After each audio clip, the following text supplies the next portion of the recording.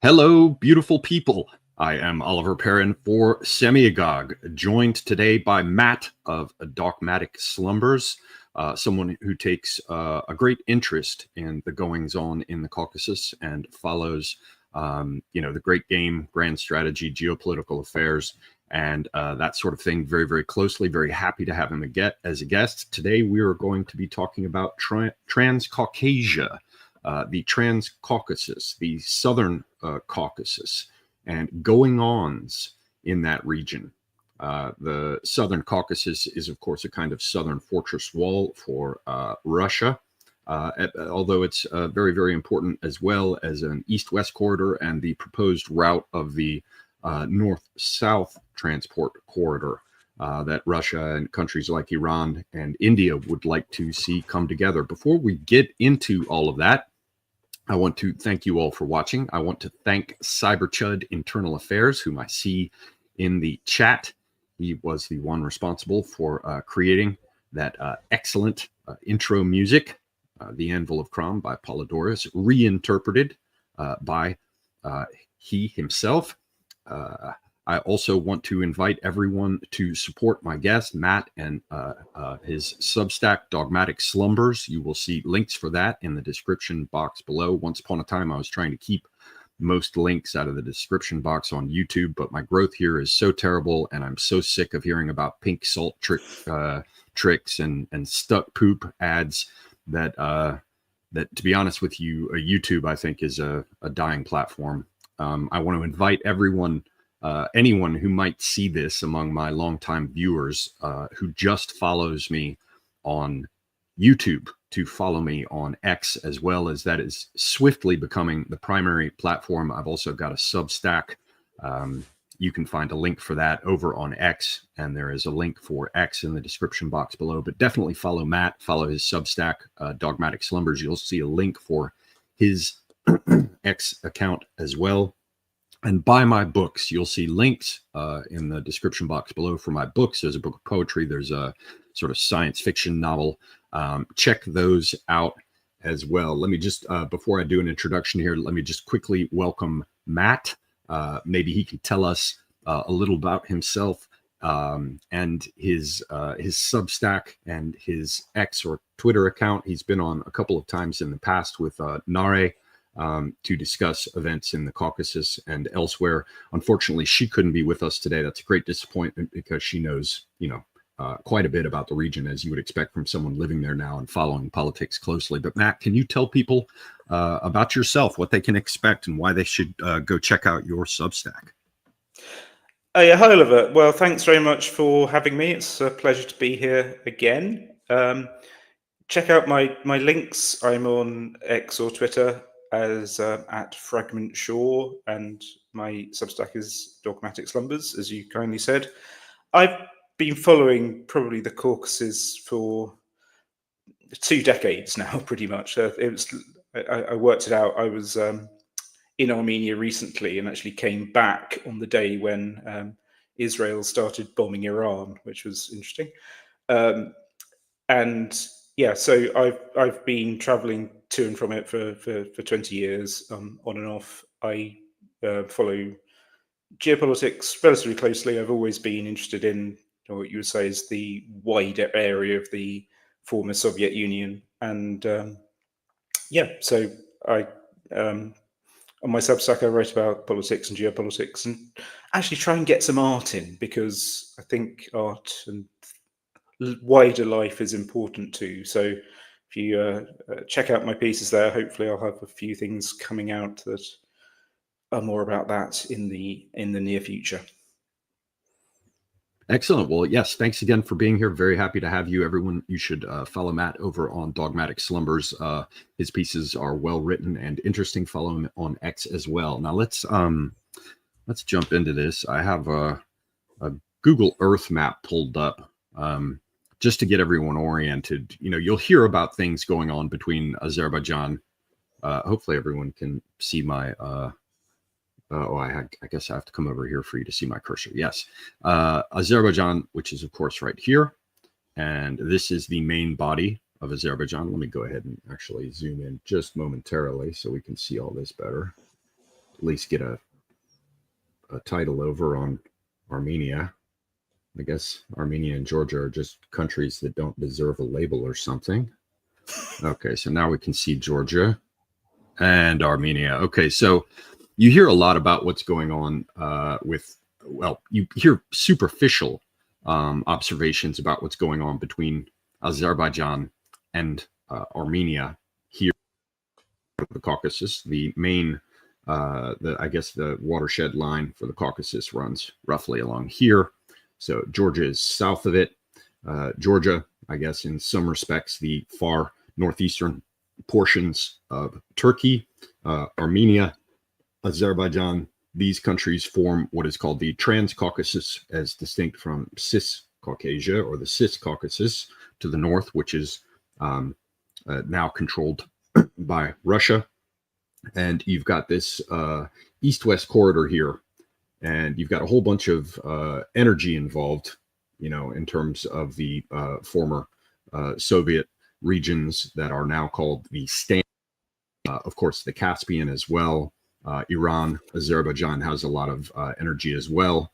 And Turkey has a strong interest in its historical role as an east-west bridge, symbolized by the bridges running across the Bosphorus at the straits here between the Sea of Marmara and the Black Sea.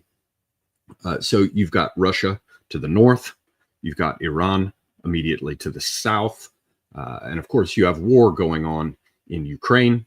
You have the fact, as I mentioned, that Russia, since the days at least of Catherine the Great, has been eager to secure the Caucasus mountain range as its sort of southern fortress wall. Of course, NATO and Russia are going head to head in Ukraine. Turkey is a NATO player, but Turkey also has what are called Turanist ambitions, which we can get into in a bit, in terms of connecting itself with connecting this country culturally and economically with logistical corridors and more to the rest of what it sees as the Turkic world, which includes Azerbaijan. Azerbaijans are basically just Turks separated historically based on relationships with Iran as Shiites, and also later with the Soviets, under whose control they fell for quite some time. They speak basically the same language the Turks do, with a few differences. As I've said before, Turks say ban for me or I, and Azeris say man for me or I, but otherwise it's pretty much mutually intelligible, or is mutually intelligible. Uzbekistan, Turkmenistan, Kazakhstan, Kyrgyzstan, all the rest of the stands. Let me just go a bit further here in brief introductory stuff, and then I'll open the floor to Matt for brief introductory things. But I want to, sorry, Google Earth is going a bit slowly today. Okay, so you can see the importance of an east-west corridor because Europe needs energy. And one of the ways that it's been trying to get it is through the Transcaucasus, through this area. And one of the ways that they were very eager to do it and have set up logistics to do it to a certain extent is through the Kura Valley, the Kura River Valley in Georgia. And for a long time, it has looked like Georgia was going to fall under the sway of NATO and the European Union. But recently, you listen to, deep state style, permanent bureaucracy style State Department people talk about Georgia, and they say that it's retrograde. It's moving backwards. It's not moving forward towards its glorious future and progress and integration with Europe, because Russia has reasserted some degree of influence there. Although Georgia, if you talk to people from there, they're going to tell you that they're trying to strike a balance quite sensibly among these various great powers that are pressing on them. But this east-west corridor was one of the ways that Europe, NATO, and Western powers wanted to run energy through here. Of course, Turkey is acting as an east-west as well as a north-south sort of energy hub, which they want to develop further. Azerbaijan and Turkey are trying to get together because of their historical and cultural relationships, ethnic relationships. Azerbaijan is also now fairly closely allied with Israel. And Israel has taken a great interest in Azerbaijan because it allows them to bookend Iran from the north. Remember, we started a war in Iraq because Saddam Hussein wasn't doing enough of a job dealing with Iran, and we wanted to destabilize the region, presumably to help Israel and its ambitions, the Yinon plan, Greater Israel, all that sort of thing. So that put us and Israel thereby on one side of Iran. The entire adventure in Afghanistan was to be on the other side of Iran. The Emirates and Qatar and the rest is an attempt to get a beachhead, so to speak, a strategic point on the Straits of Hormuz to the south of Iran. And Azerbaijan fits in neatly as a way to surround them from the north. So that's the view vis-a-vis Iran.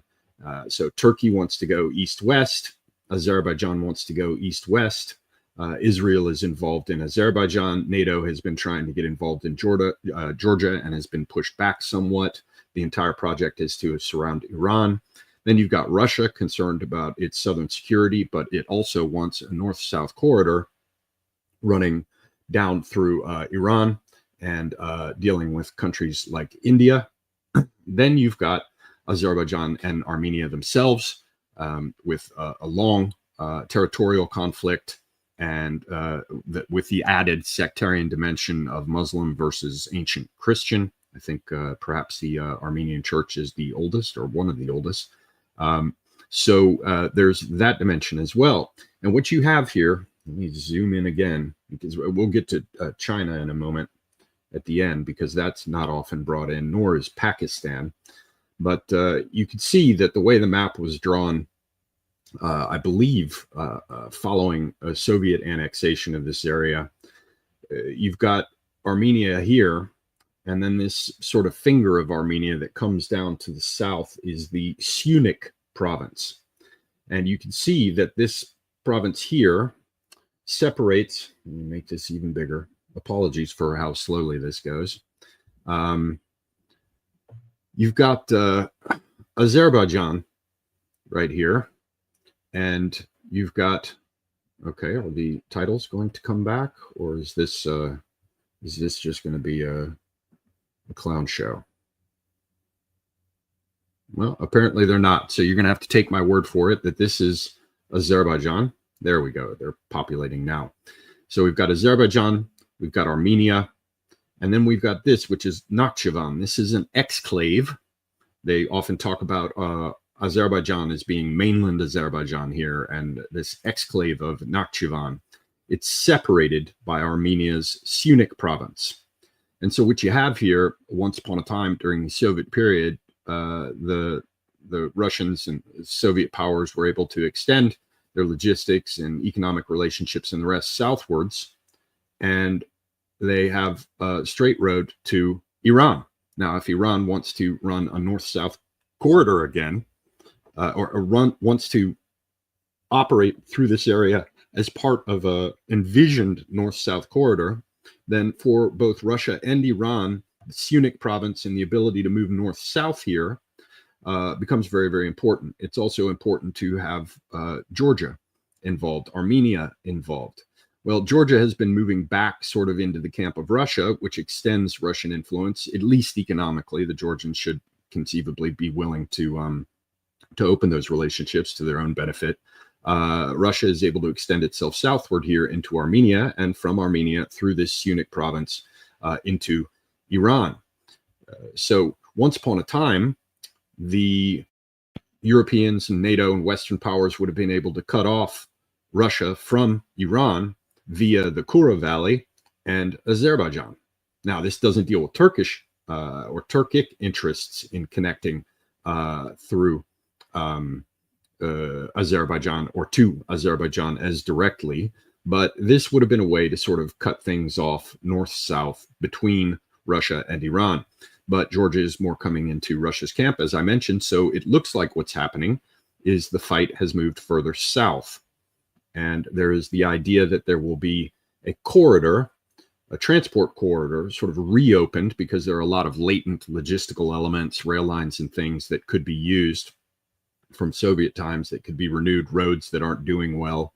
And that corridor is thought that it will run somewhere here. So when the second Nagorno-Karabakh war happened in 2020, Azerbaijan retook Nagorno-Karabakh, or Artsakh, with Israeli support, and sort of happily executed an ethnic cleansing of between 100,000 and 120,000 Armenian Christians.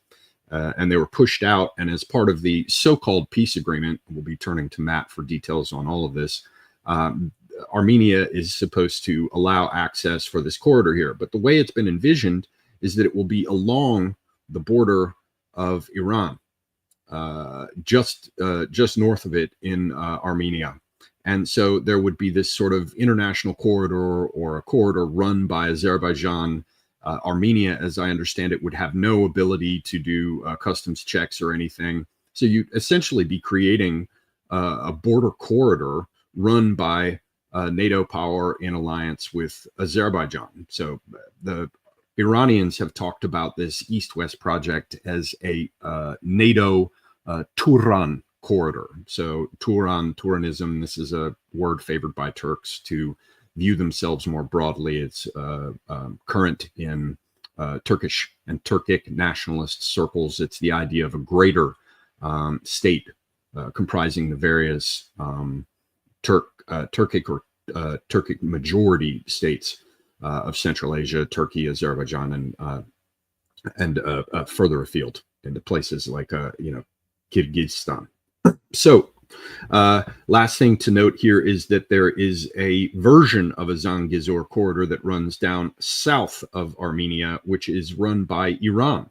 Perhaps no good deed goes unpunished, because the Iranians have been trying to permit access on the part of Azerbaijanis to their exclave, and that grants them some degree of control over movement through this region. So I want to just say one last thing, because I'm going on too long. I want to get Matt involved here, but there's a further point that has to be made, which is that China is involved in this. China has an interest in East-West corridor, Belt and Road type stuff. They're beginning to make their way into Afghanistan, but they've already got a considerable relationship with Pakistan, with all kinds of infrastructure development. They're selling weapons to them. They've got a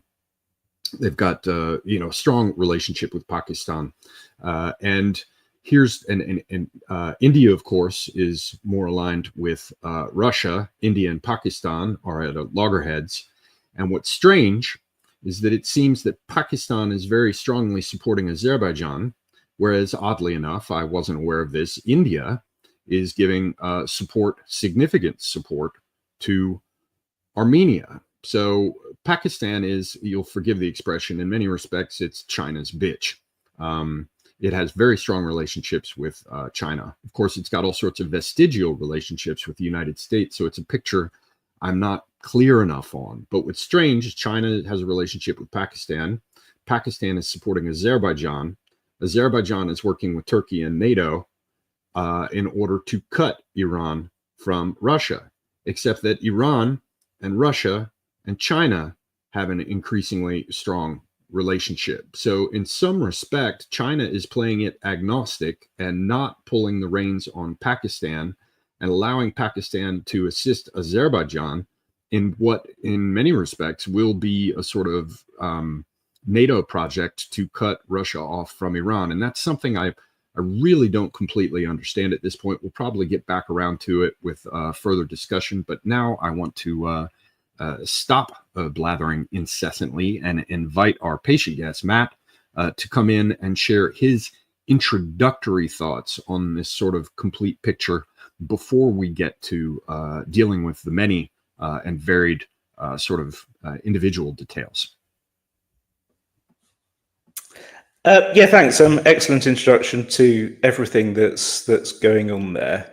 I'd like to zoom back into Armenia for a bit, because I think we're going to be zooming in and out, because particularly in this area, and I think particularly what's going on at the moment, everything is interlinked and everything is part of the great game that's going on. So the immediate sort of history of Armenia, if you care to go back to 2018, the current regime in Armenia is under the control of the Prime Minister, Nikol Pashinyan, who came to power in 2018 after what they call the Velvet Revolution, which I think at this point nobody who is familiar with the goings-on of the West and the interventions in the regions of the former Soviet Union and indeed wider would call anything other than a color revolution. So until, from the fall of the Soviet Union to 2020, the strategic region that was the Republic of Artsakh, or the former autonomous oblast of Nagorno-Karabakh, which was part of Soviet Azerbaijan. From the fall of the Soviet Union to 2020, it was, after a war in the early 90s, was governed and ruled separately by ethnic Armenians who always, despite decades of Soviet rule from Azerbaijan, had constituted a majority of the region. And whilst it was never formally linked with Armenia, it was associated with Armenia, and Armenia gave it support. After the 2018 Velvet Revolution, where Pashinyan came in, until then it had been, relatively stable. Thanks for that. As you can see, that's an excellent map there, actually, because you can see that the border of the official Republic of Armenia with Iran is actually quite short, but the regions that were sort of controlled by the Armenian Artsakh forces massively extended the border with Iran. So effectively, the links between Armenia and Iran, although they go through that crossing that we're going to talk about in Sunik province, right at the bottom there, the effective border was much wider. Since 2020, when with Turkish support and, as you said, the two principal arms suppliers to Azerbaijan have been Turkey and Israel. After the 2020, Azerbaijan retook most of those areas, with the exception of the heartland of Artsakh itself, based around the capital of Stepanakert.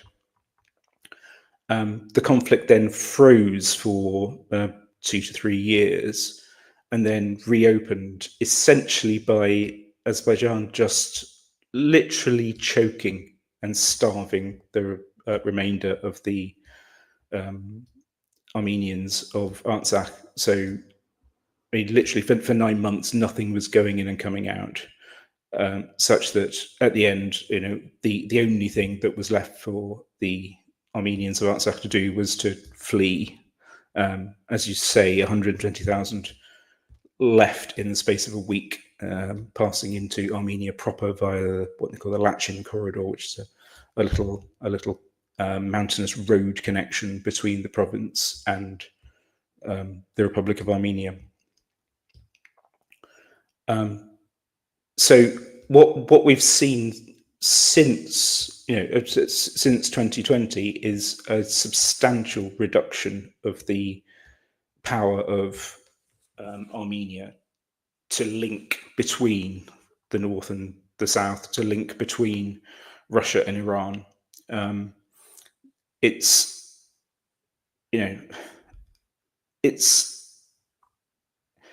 I would say probably still a matter of some dispute to what extent it was sheer incompetence by the government in Armenia under Pashinyan, or whether it was essentially a staged war to allow Armenia to withdraw from this region for reasons that we can speculate and possibly get into later. Since independence in Armenia, there have been various factions within the ruling elite, one of which views Artsakh and the disputed state of the region and the conflicts it provides as essentially a burden to the Armenian Republic going forwards, and the other which views Artsakh as ancient Armenian lands, and that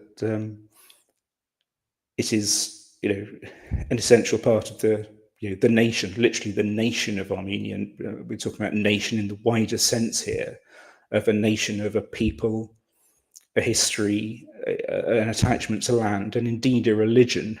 We'll get back to religion, I think, in a little bit as well. So there have been these contradictory forces within Armenia itself, and as a small population, 3 million, landlocked country, it's easy to see how those internal conflicts can be easily exploited by external agents for their own interests. So what we had in 2018, when Pashinyan came to power, was essentially a nobody. He was a journalist who was, sort of notoriously anti.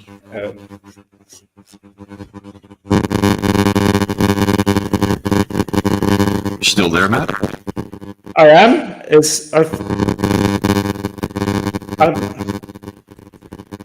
I'm getting some very weird effects. Are you?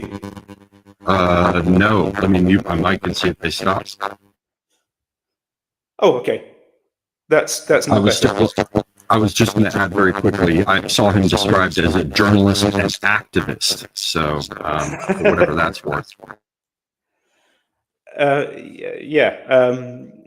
So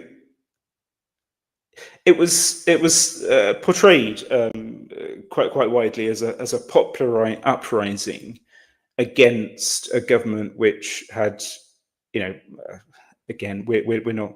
It's not surprising. It happens in all of the former Soviet Union states, as interests that were, there was corruption and so on. Nobody's denying that these things go on everywhere, but after he came to power, the attacks on what you would say the forces of more traditional Armenia started immediately, and he started actually attacking the church, from day one, calling for the Catholicos, the head of the Armenian church, to be replaced from then. So I think there are signs, from an early stage, that Pashinyan was very much in the interests of those powers who wanted to reduce Armenia's statehood and influence, and to increase the interests of the NATO Turkic world in forming the bridgehead between Turkey and Azerbaijan that we're talking about. I don't know if you want to say anything from there, or shall we carry on? Well, I'm concerned. Are you still getting robotic from me? I'm getting some very. I don't know whether it's my end.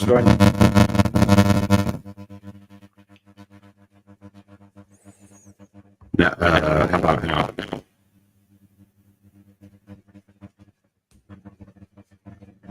Okay, I'm going to switch my mic. Hang on.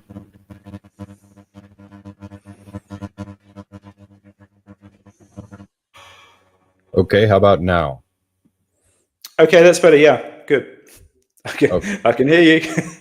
It's a crap microphone, but at least it's not causing it isn't causing problems. So yeah, I shut down my other mic. Apologies to my listeners. Apologies to you, Matt. So yeah, you were bringing up the fact that all signs seem to indicate that Pashinyan's rise, the current leader of Armenia, was part of a color revolution, such as we saw in Ukraine in 2014, and as indeed we've seen sponsored by the West in many, many other places over quite some time. I heard a State Department guy referring to him as a former activist and journalist, which, should make everyone's alarm bells go off.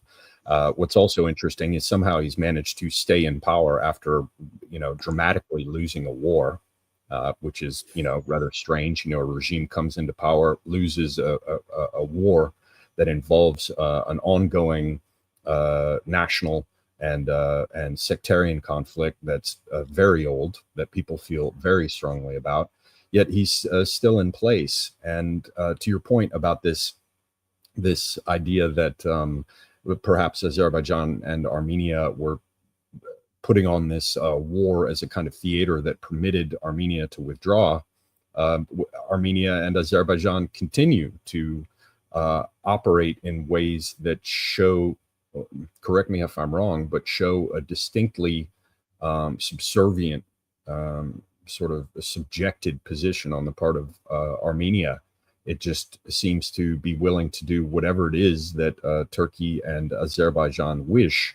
And NATO just sort of quietly sits in the background. Western powers sit quietly in the background and say that, Armenia is a strong democracy. Its democratic institutions aren't very strong yet, but, we have hope for the future, and hopefully that we'll be able to resolve this longstanding conflict.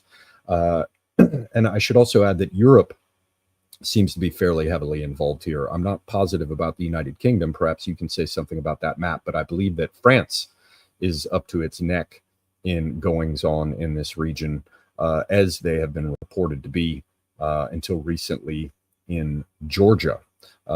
There's another aspect I kind of want to ask you about that perhaps you can discuss, which is Armenia's relationship with Russia and Azerbaijan's relationship with Russia, because Russia has been trying to maintain a relationship with both these countries. Russia appears to have supported the idea of a Zangezur corridor running from Azerbaijan. And originally the idea was that that corridor would be sort of guaranteed by Russians who would run it. But now there's a united, a European Union mission in Armenia as well. It's small. I think the Russians have a few thousand troops in Armenia. This supposedly is peacekeepers. Yuma, this European observation mission, has 100 or 2 people, including some who are Armenians who are not armed, but they, in some respect, are patrolling the region and making reports. And there was just recently, I believe this month, maybe in the last couple of days, someone, I believe from the U.S. State Department, was pitching the idea that a private American company would guarantee the Zangezur corridor. So you can imagine what would be involved there with a logistical corridor that runs along the Iranian border, operated by some quote unquote private American company. Yeah, but before we get into all of that, perhaps you can tell us anything that I missed about Pashinyan and the idea of theater between Armenia and Azerbaijan, as well as perhaps you can tell us, and this I believe is very important because Russia is a major player here, about Russia's stance towards Armenia and Azerbaijan and its relationships with both, which seem to be bad at the moment. You just had a few guys, Safarov, or I can't remember their names, but apparently 2 people that Western media describe as Azeri businessmen living in Russia, and that Russian media describe as gangsters involved in organized crime and possibly involved in a number of attacks made by NATO via Ukraine within Russia. They've arrested them. And following that, I believe 2 of them, maybe that's all of them, died in custody. Russia claims one of them, it was a heart attack, but they were apparently tortured, or that's the claim. You've got Azerbaijan responding by seizing a Sputnik office and parading some Russians through the streets who have apparently been beat up. There was previously a downed Azeri jet or plane that took fire from Russian batteries, I think in Chechnya, and Russia refused to apologize about it. So maybe you could tell us more about this whole picture, Matt.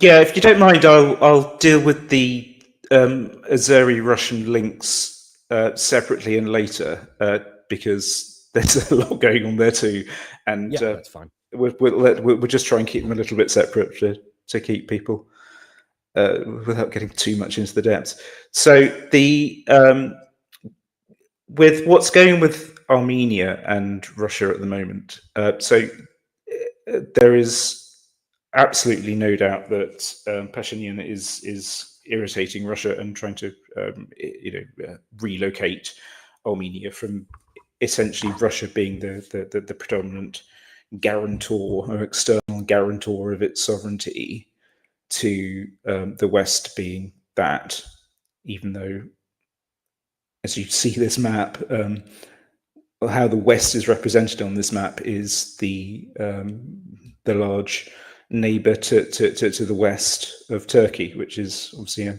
a NATO member. So Pashinyan is, he is experiencing a lot of backing from particularly the EU, and you're right, particularly Macron at the moment. There are historical links with Armenia and France that do sort of go back. Obviously, when we're talking about Armenia, the principal thing that people think about is the genocide of 1915.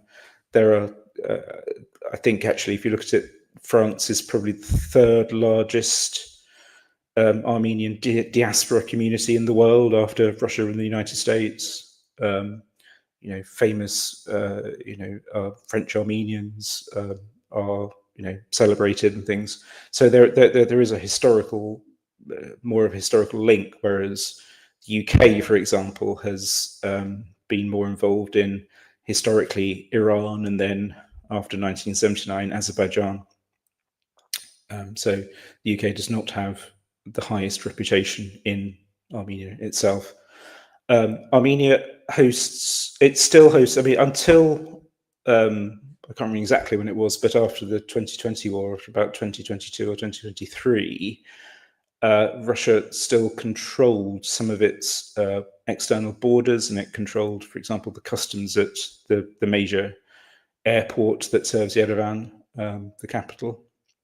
They have now relinquished those, but there is still a substantial Russian army base that sits in Gyumri, which is the second largest city in Armenia. Yeah, that's it there. So you'll see from that map, that's in the sort of the plain that is facing Turkey. There have been reports recently that were essentially seem to have come from Ukrainian sources that Russia has increased its troop presences there. I've seen nothing in local sources that confirm this. This just seems to be part of the chat that goes around that, there is going to be a new front opening up against Russia in the war, and to, I think, essentially present it as a case that Armenia needs to decide where its future lies. I think there's no doubt that if Russia had been massively increasing its presence in Gyumri, Pashinyan would have used it as part of his rhetoric. So I just don't believe it. Since the 2020 war, you're right. It is quite remarkable that Pashinyan has survived so well. You have to put it down to the war was a great shock to Armenia. The loss was a great shock. He did, win elections after that, but elections are due again next year, next summer in Armenia. Certainly, the government is increasingly unpopular, and even though there isn't really any sense of united opposition, that despite that, it will be looking unlikely that Pashinyan would be re-elected without substantial malarkey going on, which of course is possible. Well, in the background, there's every reason to believe there will be, right? I mean, well, yes, there are elections; they're never free and fair. But in the background to this, and with everything that's going on, there's been a real crackdown in Armenia over the last probably couple of months. It's had a number of fronts. The most remarkable, in a way, is that against the church. So Armenia is obviously, as you said, it is actually the oldest Christian country in terms of the oldest to adopt Christianity as its official state religion, which it did in 301. The church has been, the absolute sort of rock that, Armenia has survived as a concept, as a nation, as a people, through centuries and centuries of not having a formal Armenian state. It is absolutely central to Armenian identity. People probably may not know. They might think it's Orthodox or something, or it's its own sort of separate branch of Christianity. It's known as the Armenian Apostolic Church. This is because partially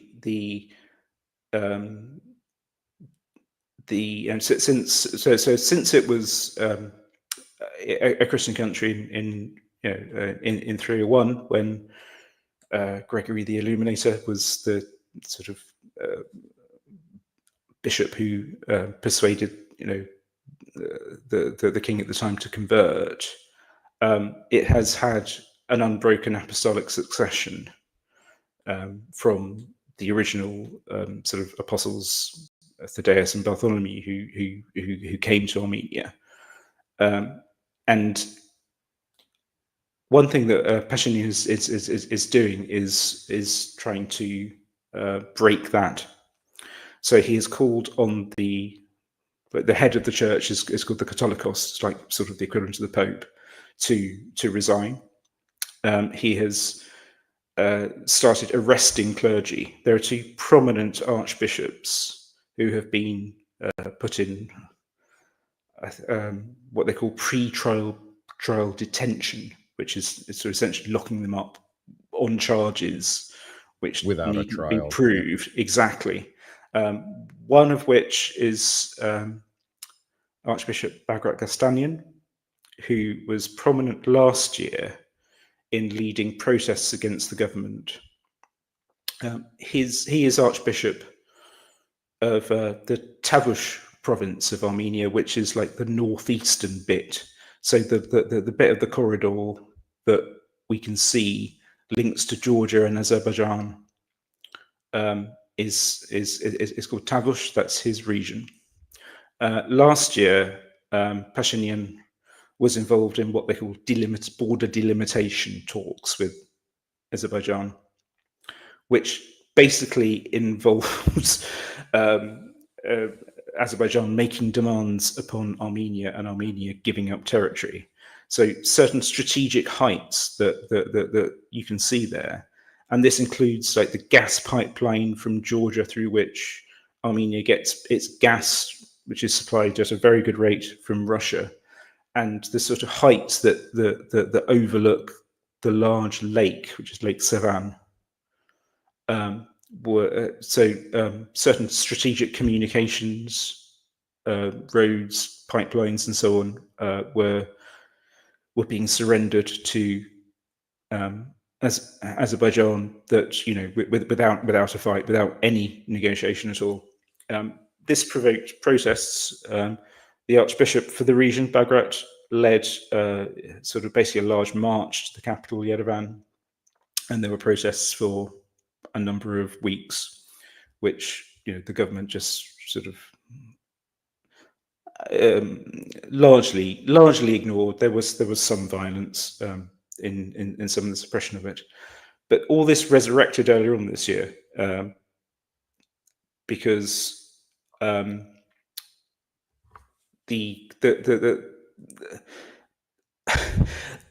was an absolutely amazing exchange of opinions between Pashinyan and the Catholicos, the head of the church, where Pashinyan was basically trying to defame the Catholicos by suggesting that he had an illegitimate son. I mean, really, this is out of a sort of bad comedy. The Catholicos responded by suggesting that Pashinyan was not exactly a good Christian, and indeed was circumcised. And Pashinyan retorted by offering to get his todger out and on television and prove to the Archbishop, the Catholicos, and the world that he actually was, not circumcised. Fortunately, it didn't happen. Grief. I know. Unfortunately, it didn't. but after this, Pashinyan just stepped up his calls without his his old chap in support for the Catholicos to resign and for essentially an independent panel of Pashinyan supporters to reappoint new clergy that would head the church, which is, if it were to happen, would be breaking with 1700 years of tradition of the church being independent of the state and an independent source. As part of this, the Archbishop Bagarat, who led the march last year and was head of the protests, was arrested on 25th of June this year. 3 days later, there was an arrest warrant, or I think it had been issued beforehand, but the police enforced it, or the security services enforced it, against another one of the archbishops in the church. And basically this ended up with the security forces breaking into the what you would say is that the Holy See. It's like the Vatican of Armenia, where the head church of the Armenian the head church of Armenia is based. It's probably about half an hour outside of the capital Yerevan, called Echmiadzin.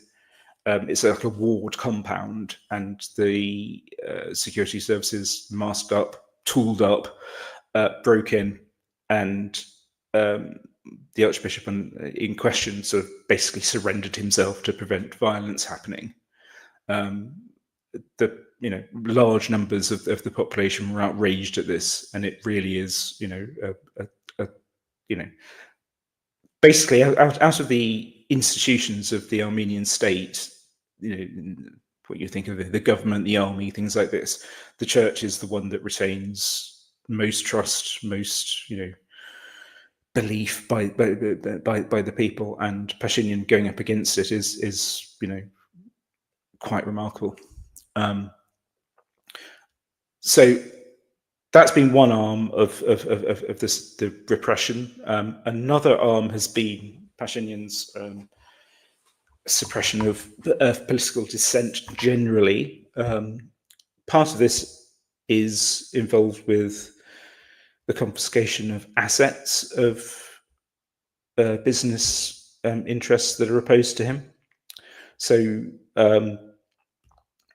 again, just before the arrests that I was talking about of the clergy, there's a prominent Russian-Armenian businessman called Samuel Karapetyan, who owns a chain of restaurants called Tashir Pizza. But the important thing is that he owns basically the electricity distribution grid of Armenia. And he was again arrested on the sort of this pre-trial detention basis. Pashinyan is looking to forcibly nationalize the interests of the electricity distribution grid, which obviously will then be sold on to his, allies. And in addition, there are, just like many opposition forces are being targeted now with, a number of, again, arrests. There are raids and of opposition, politicians through either their family or their sons. They're being stripped of their parliamentary immunity from investigation. One of the key historically important and still politically important, although they're not represented in Parliament, institutions, which is known as the ARF, the Armenian Revolutionary Foundation, which goes back to the late 19th century, who fought for the independence of Armenia, the liberation of Armenia. Some of their even youth activists, as young as 18, have been targeted. So all this is happening. The amount of political repression that's going on is, it's not unexpected, because these things happen. But in the middle of all this, the EU's I don't know what her formal title is, like essentially Foreign Minister Kaja Kallas, former Prime Minister of Estonia, and one of the remarkable run of I think Eugippius calls them the pantsuit mafia.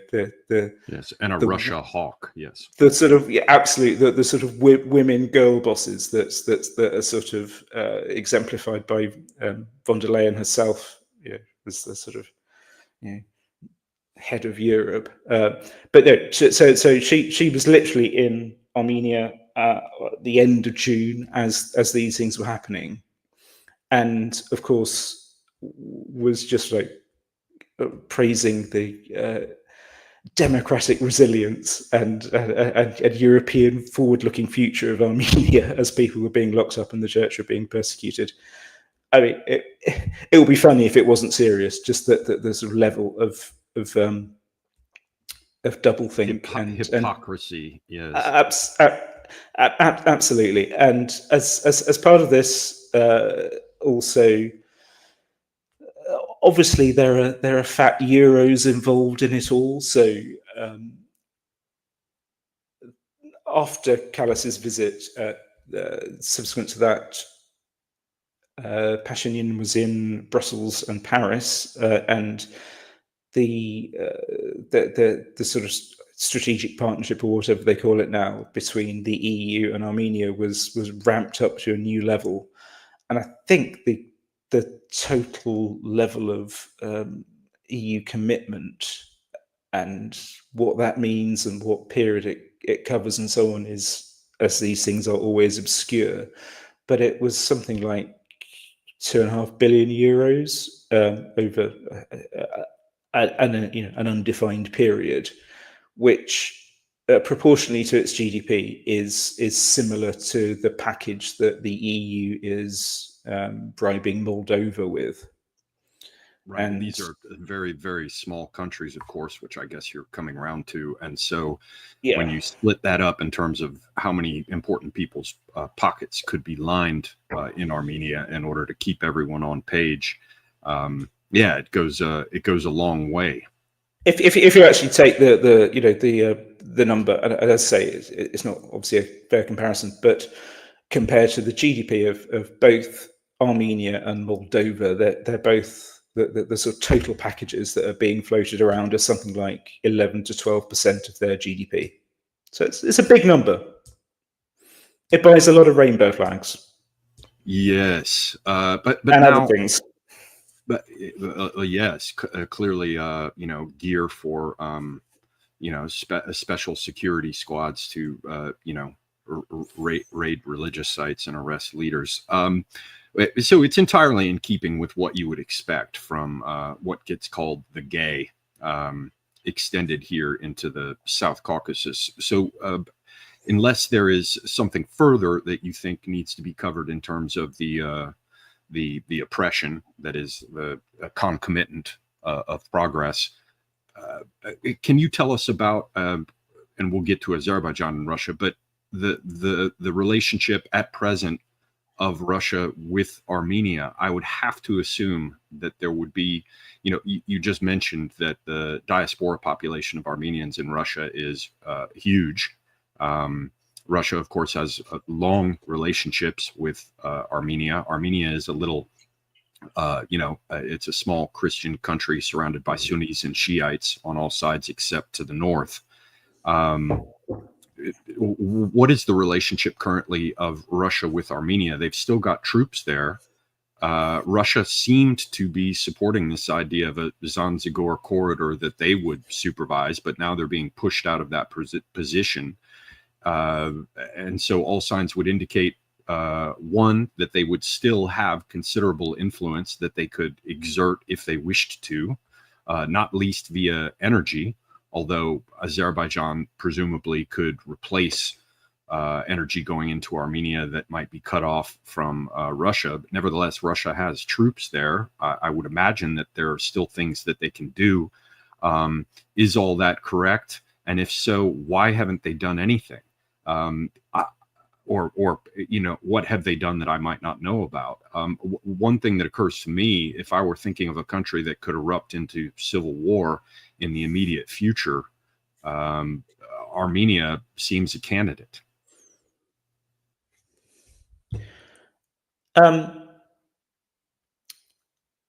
That's a good question. There have been, again, Pashinyan has undertaken several purges of the army, so that the army is, and the sort of police and the sort of paramilitary forces like that are pretty much bribed and loyal to him. It's, it's a good question whether it could erupt into civil war. The relations between Russia and Armenia are, basically at an all-time low. Armenia is still formally a member of the CSTO, the Collective Security Treaty Organization, the sort of broad, sort of Russia-based post-Soviet equivalent of NATO. Right, it's under that agreement that the troops are deployed there in the first place. Exactly, right? Exactly. But Russia seems to be keeping a very quiet watching brief on the situation. It hasn't, you're right that the 2020 ceasefire deal that was signed between Armenia and Azerbaijan that ended the first phase of the sort of Artsakh war getting hot again, did provide for the linking of the Zangezur corridor, if you like to call it that, under the control of Russia. But Russia has just been keeping quite quiet about the whole situation.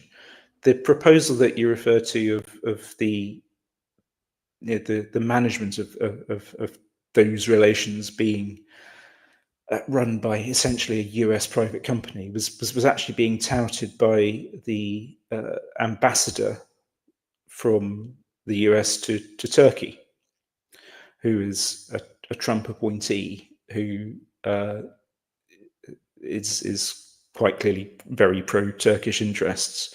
It doesn't, well, on the surface of it, Armenia are rejecting it as an option, but it's entirely possible this is just positioning, and it's also entirely possible that they don't want the US directly to be involved because certainly under Pashinyan they would be happier for some level of extraterritoriality to happen, actually to cede territory to the the Tyrannic corridor in order to cut off that north-south link between Armenia, Iran, and further north.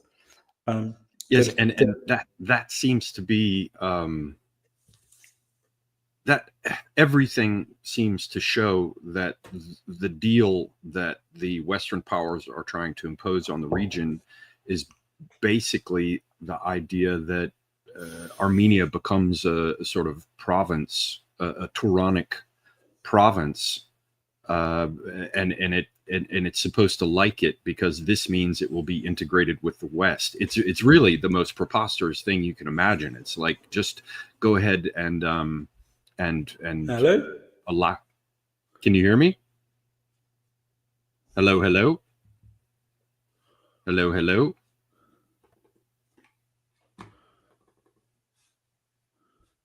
How about now? Hello, hello, hello. Can you hear me? Can anyone hear me? I can hear you.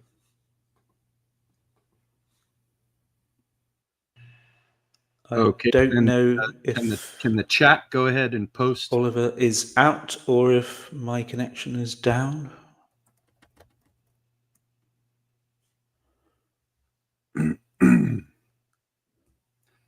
Yes, if you can hear me, Matt, you might want to go out and come back in.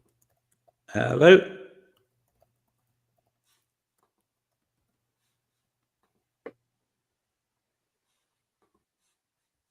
Hopefully you can see the message there.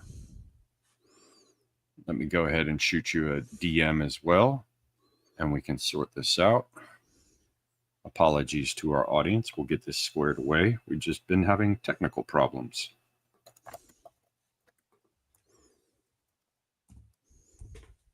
Okay. Hello, hello.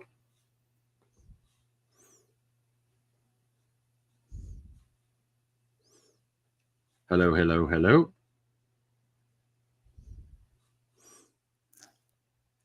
Hello. Okay. Since Matt can't hear me, I'm going to give him a bump. Hopefully, if I kick him out of the studio, he'll be able to come back. Let's see here.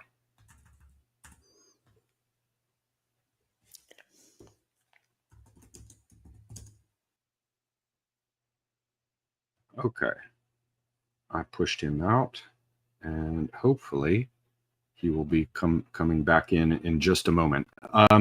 So yes, one of my questions that I would like to ask Matt about is what's going on with Iran as well.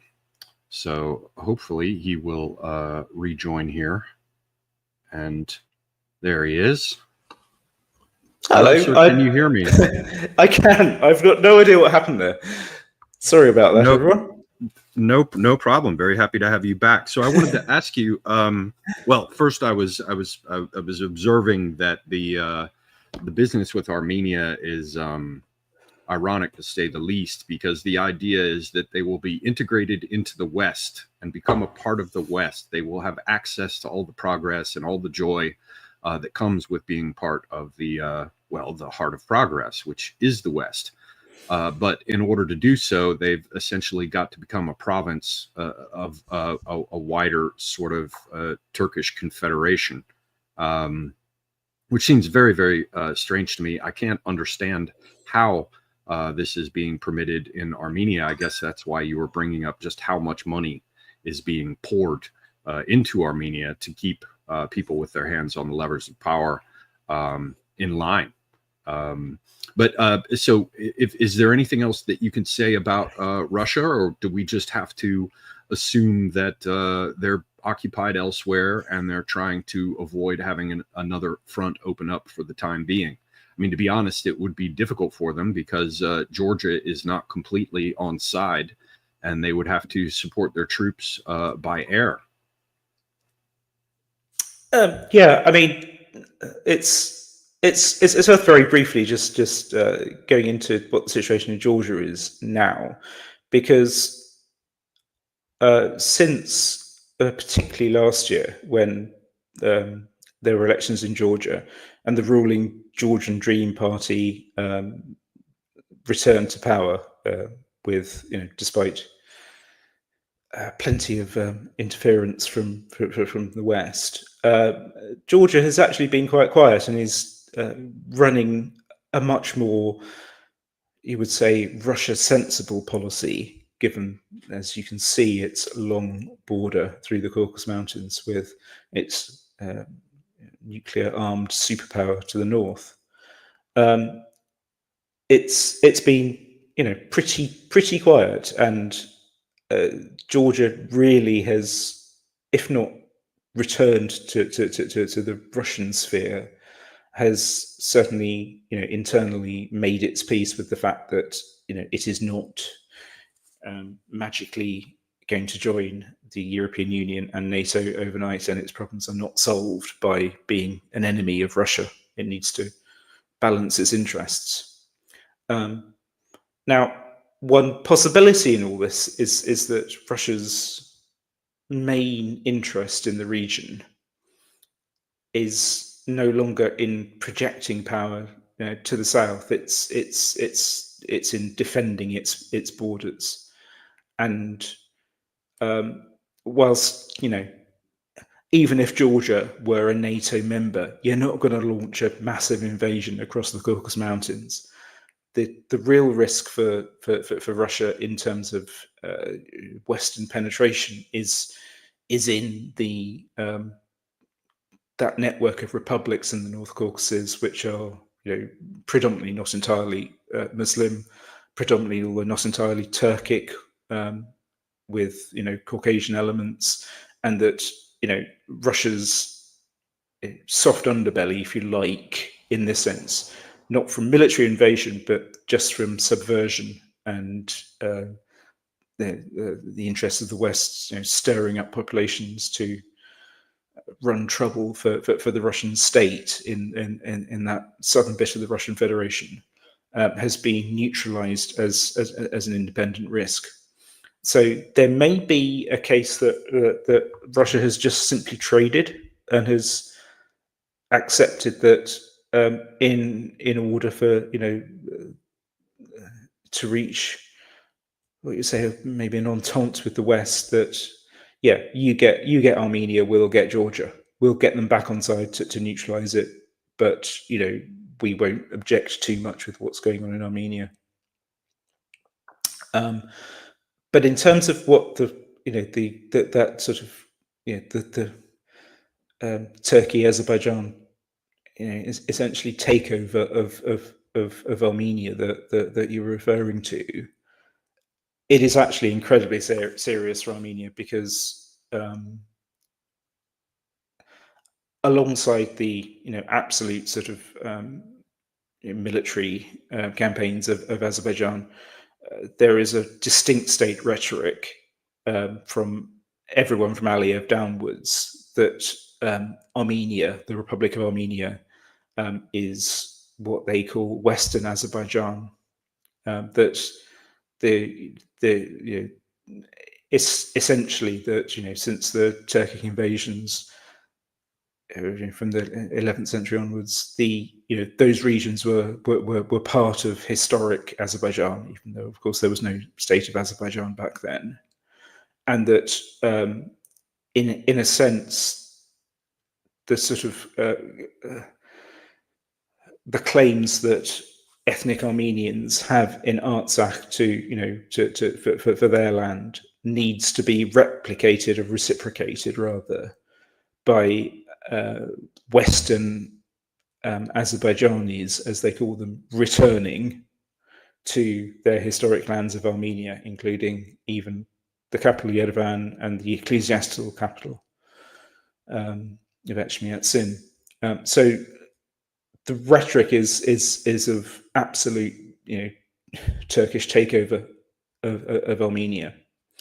And actually, what happens, what would happen, were the whole open borders, corridor of peace type rhetoric that Pashinyan is running to happen, is that you'd have essentially what we're seeing in Syria replicated on a smaller and more localized scale in Armenia of Turkish business interests taking over much of the Armenian economy, Armenian society, people buying up sort of land in Armenia and things. So it really would be the essential colonization of Armenia by Turkish forces were it to happen. And it seems to be well underway. But when I think about Russia, which I just keep doing in this respect, they have a tighter relationship now with Iran than they have had for quite some time. They have to be concerned to some extent about Turkic influence extending to Azerbaijan, the Caspian, and the eastern shores of the Caspian, because it will undercut some of their energy relationships. It will cut them off from Iran, and it will allow that Turkic influence to reach up into the stands.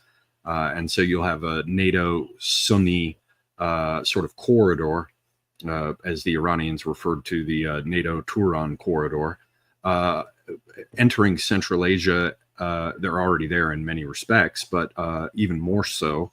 And that could even create problems for the Chinese, who've seen the sort of rhetoric that Erdogan throws out at times about the Uyghurs, who are essentially a far, far eastern Turkic group. So it seems to be against the interests of China. It seems to be against the interests of Russia. And it certainly seems to be against the interests of Iran. Iran, of course, was heavily involved in Syria. And we see the problems going on with Israel and Lebanon now, with Syria being a complete mess. So Iran, which has had decent enough relationships with Turkey over time, they've seen what happens when Turkey floods into a vacuum near them and begins to seek its own interests, as well as in some respects accommodating NATO interests. So Russia presumably would not want this to happen and is not without certain tools. China ultimately, has to see it as something that could at least cause them problems. Iran would presumably be against it. And Armenia is in many respects a linchpin here. So I'd ask you to reflect on that, to share your opinions on that sort of broader picture, and also tell me, if you can, what, if any, sort of influence does Iran wield in Armenia?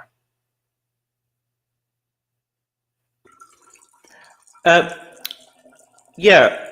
So the big picture in this is that I think the major loser of the players that we're looking at out of this, from this corridor, would be Iran. Iran has consistently said that breaking the border with Armenia and hence through to Russia is a red line for it.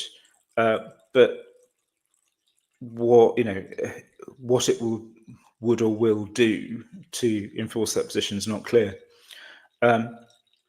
It may be time to start talking about the 12-day war that happened recently, if we're talking about Iran, because yes, because apparently attacks took place coming from the north.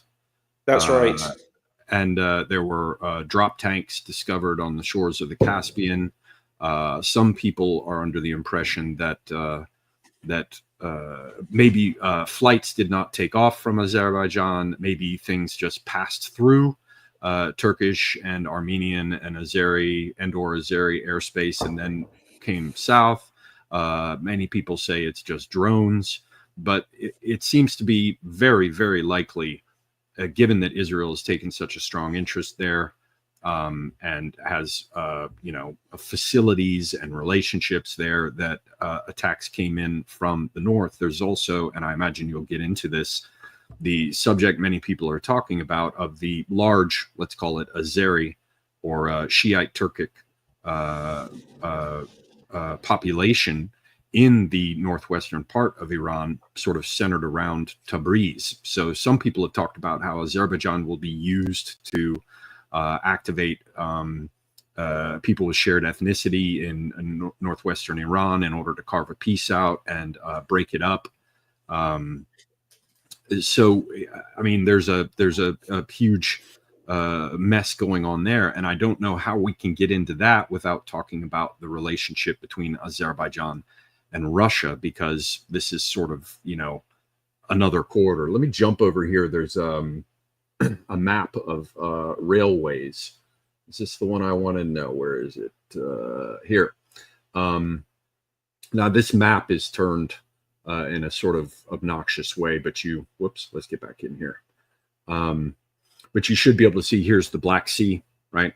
North is running like this.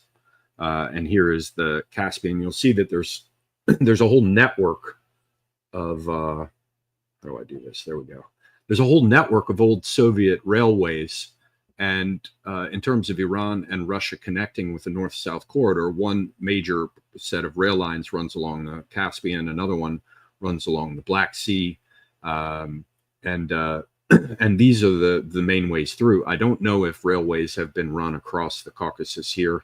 I know that there were tunnels under development for quite some time that were major projects for that north-south through the mountains, but I believe they were left uncompleted. So when we talk about connecting north-south, you know, you could sort of do it through this Armenian Syunik province north into Georgia, and then presumably, at least with highways, cross the passes into Russia. But one of the ways is along this coastline, and so Azerbaijan is in a great position to be a route for north-south connectivity. But they've thrown their lot in more and more east-west with NATO. So it seems to me that we sort of have to look at what's going on with Iran and Russia and Azerbaijan by considering the Russian-Azerbaijan relationship, the Iranian-Azerbaijan relationship, and then NATO's games that it's playing in respect to all three of these countries and the relationships among them. Yeah, it's a good point to talk about Azerbaijan and Russia, actually. You did mention earlier what was sort of the British interest in it all.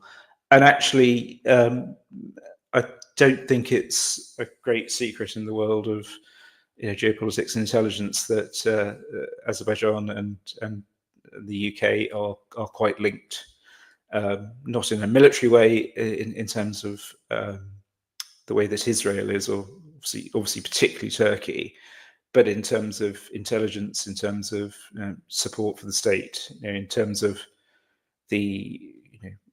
some people will maintain, and they're probably right, that the coup back in, when was it, 94 or whatever, when the Aliyevs, the sort of ruling dynasty of Azerbaijan, came to power, was done with the backing and support of BP, British Petroleum, and the UK security services.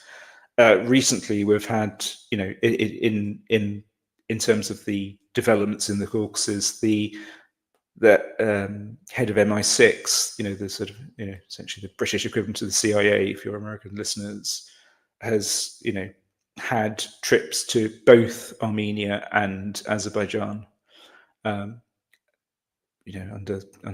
cover of various things like the climate conference and things. Has also met with Pashinyan when he's been at things like the Munich Security Conference.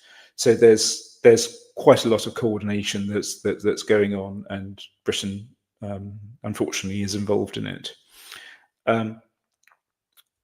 Azerbaijan has traditionally been, essentially, if not pro-Russian, then has been on the side of Russia. Russia, until recently, was probably its biggest, sort of arms supplier until really we've seen over the last probably decade or 15 years, Turkey and Israel supplying it more and more. But particularly since the 2020 war, Azerbaijan has taken, again, a almost surprisingly aggressive stance towards Russia. So just before, I mean, I think it was literally about a day or two before the Ukrainian war was launched, Russia and Azerbaijan signed a sort of military pact, military support treaty, which is larger than anything that Russia, for example, had agreed with Armenia. But despite that, since Aliyev's victory in the war, he's taken an increasingly anti-Russian stance. You mentioned the goings-on with the sort of arrests and things like that have happened.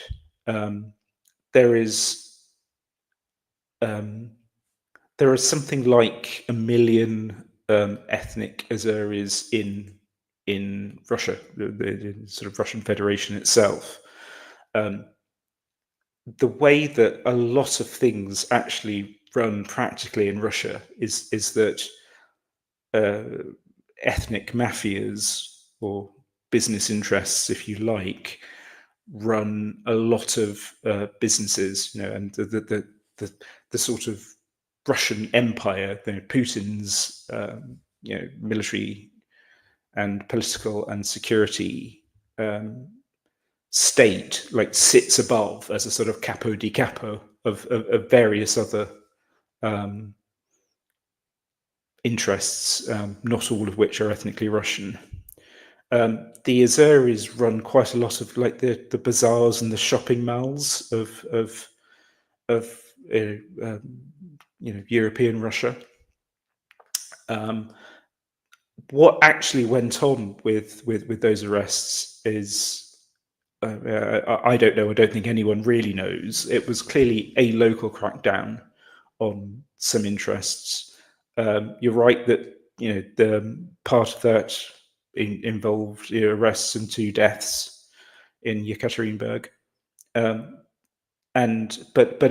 as sort of retaliation for that, Azerbaijan really did really go sort of over the top by just arresting random Russians and accusing them of drug offences, and displaying them, shots of them being or having been beaten up on television. A lot of the rhetoric that's coming out of Azerbaijan is, against Russia in this. I think one of the big questions, and it's sort of what we're getting back to in terms of Russia's relations with Armenia, and indeed its relations with Iran and other things, is how do we explain the fact that it's actually so quiet? How do we explain the fact that Russia does seem to be allowing these things to happen, and its strategic interests being compromised, and it remarkably not taking any substantive actions to correct them? Well, part of it is that Armenia and Azerbaijan are absolutely crawling with Mossad, MI6, the CIA, and French intelligence services. I mean, we have to assume that, don't we? Yeah, they are. I mean, certainly, yeah, all of them are, certainly in Azerbaijan are substantially represented. Everyone will tell you that the sort of Mossad have a substantial presence in Azerbaijan and Baku, and that indeed part of the sort of intelligence that hit at the start of the 12-day war, in terms of the taking out of significant IRGC members and some of the scientists, was probably directed from there.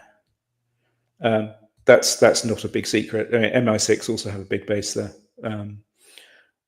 I don't know how big it is at the moment in Armenia, but it's it's only going to increase if what we're talking about, comes to fruition from the point of view of the Western powers. But the other thing about go on. Sorry, I was just going to say the other angle on that. What I was saying about the Russian Azeri influence is that there are significant economic Azeri forces in the Russian state that are linked to obviously ethnic Azeris, but also the Aliyev regime in Baku. So, for example, you might remember the largest terrorist attack that happened in Russia last year, the Crocus City Hall attack. Right, that's the largest. Attack. That's right. That was the largest attack since the Beslan school, the siege and slaughter that happened in the Second Chechen War. And now the Crocus City, or the Crocus Group, which is again one of these ethnic Azeri Bazari shopping centre business interests, is run by a Russian Azeri businessman whose son, and I doing some research for this. I was looking him up. His son was married to one of the two daughters of Aliyev, and they subsequently got divorced. Well, that's curious, isn't it? And not only that, he decided to launch himself as a career as a Azeri crooner, so like a cross between Frank Sinatra and Julio Iglesias. That's a great way to gain public exposure. Anticipation of a political career. Not in the way that Pashinyan wanted to gain public exposure, but yeah, so despite the fact that he's now divorced from Aliyev's daughter, but the families are obviously still close. The son, is called Emin, has substantial property interests in Azerbaijan, including a sort of massive resort that's being built out on the Caspian, just to the north of Baku. He provided holiday, well, not holiday accommodation, but sort of hotel accommodation for to the tune of millions and millions to the COP, the climate conference that happened in Baku last year.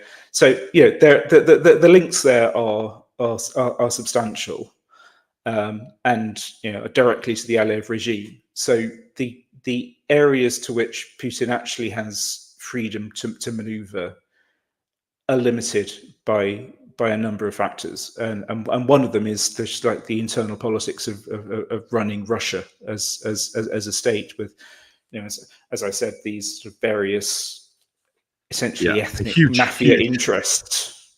Yes, and a huge Muslim population that could be wound up, and has, as you said, been wound up in the past in the Northern Caucasus. So it's a situation where Russia has to play its cards very carefully in terms of what's going on in Ukraine. The thing is that the entire situation, and I think this is very much a part of Georgian calculations, could shift if Russia comes out on top in the war in Ukraine. And so the situation of the NATO Turanist project in the Caucasus could, the prospects of it could shift very much. The whole thing could become much more precarious if Russia successfully concludes, or something like concludes, what's going on in Ukraine, because then you've got an army that can be moved around all sorts of places. And it is worth observing that the southernmost point of South Ossetia, which Russia holds via the Ossetis, and the northernmost part of Armenia, and I think you said that the Russian base is already in the north around Gyumri. The shortest distance here is about 60 miles. So as the crow flies. So that's not to say it's just an hour drive, but it's not that far. And so if we were to consider like hard realities of projection of military force, Russia's got a 60-mile gap between South Ossetia and Armenia. And so Georgia would have to take that into account in its plannings and be concerned about it. And that is something that could happen in the future. Of course, I'm not saying that that is likely, but that is one of those hard realities that has to be taken into account. Now, another party that stands to lose a lot from this is Iran. And I don't know if we covered that yet. I don't know if you have any knowledge about it. Nare presumably would be someone who knows quite a bit about it. What relationships and influence projection opportunities exist at present in terms of Iran influencing Armenia? Does Iran have any levers to pull in Armenia? Well, as I said, Iran has stated that it would have a red line in terms of any agreement that cut off the border between Armenia and Iran. It doesn't have any formal ways of projecting power into Armenia. And indeed, from I think everything that I've said about the repositioning of Armenia towards the west under Pashinyan, has a part of that is excluding Iran from any discussion or any role. And indeed, it seems to be. Is there any Iranian minority in Armenia? No, there's a fairly substantial Christian Armenian minority in Iran, and so the links are really more like social and cultural rather than political. So in Tehran and Isfahan and in the province that literally sort of borders, which is actually called Western Azerbaijan, around Tabriz in Iran, there are substantial Armenian communities, but there isn't it doesn't work the other way. The links are cultural really and historical rather than political or certainly military. So basically, there's little prospect, short of Iran crossing the border militarily, of it being able to influence events in Armenia. That's right, and I don't think that with the best one in the world, Iran doesn't have a recent history of actually projecting its military that way. Exactly. Yeah, there are two aggressive, expansionist, revisionist powers in Western Asia at the moment, and Iran is not one of them. Yeah. Okay. Well, then I know you had wanted, and I've cut you off several times. I apologize. I know you had wanted to talk about the 12-day war stuff, and I covered just a bit of it, but did you have an opportunity to discuss the things you wanted to mention about that? I know that you saw the 12-day war aspect as being central to the things that we should discuss. Yeah, so I mean, really, I think in a sense it was the most remarkable piece of theatre, and maybe we can talk about what it actually meant. But we had I think I've heard it described by very pro-American, pro-Israeli voices, shall we say, part of like real sort of deep establishment, as the greatest piece of political deception by the US since Operation Overlord, since the Normandy invasions, when misinformation directed from America and the UK convinced the Germans that the Allies were going to land in and around Calais rather than in Normandy, and it does seem to me that if you were to so the sort of talk around that some people I think are still running that Trump was blindsided by Netanyahu, who launched the campaign against the wishes of Trump, who just wanted peace. I just can't see that as stacking up. It seems to me that if you wanted, if you were to design a short campaign to bomb Iran, you'd have done it exactly the way they did it. You'd have, Trump's meeting with Bannon and immediately prior to the launch of the attacks.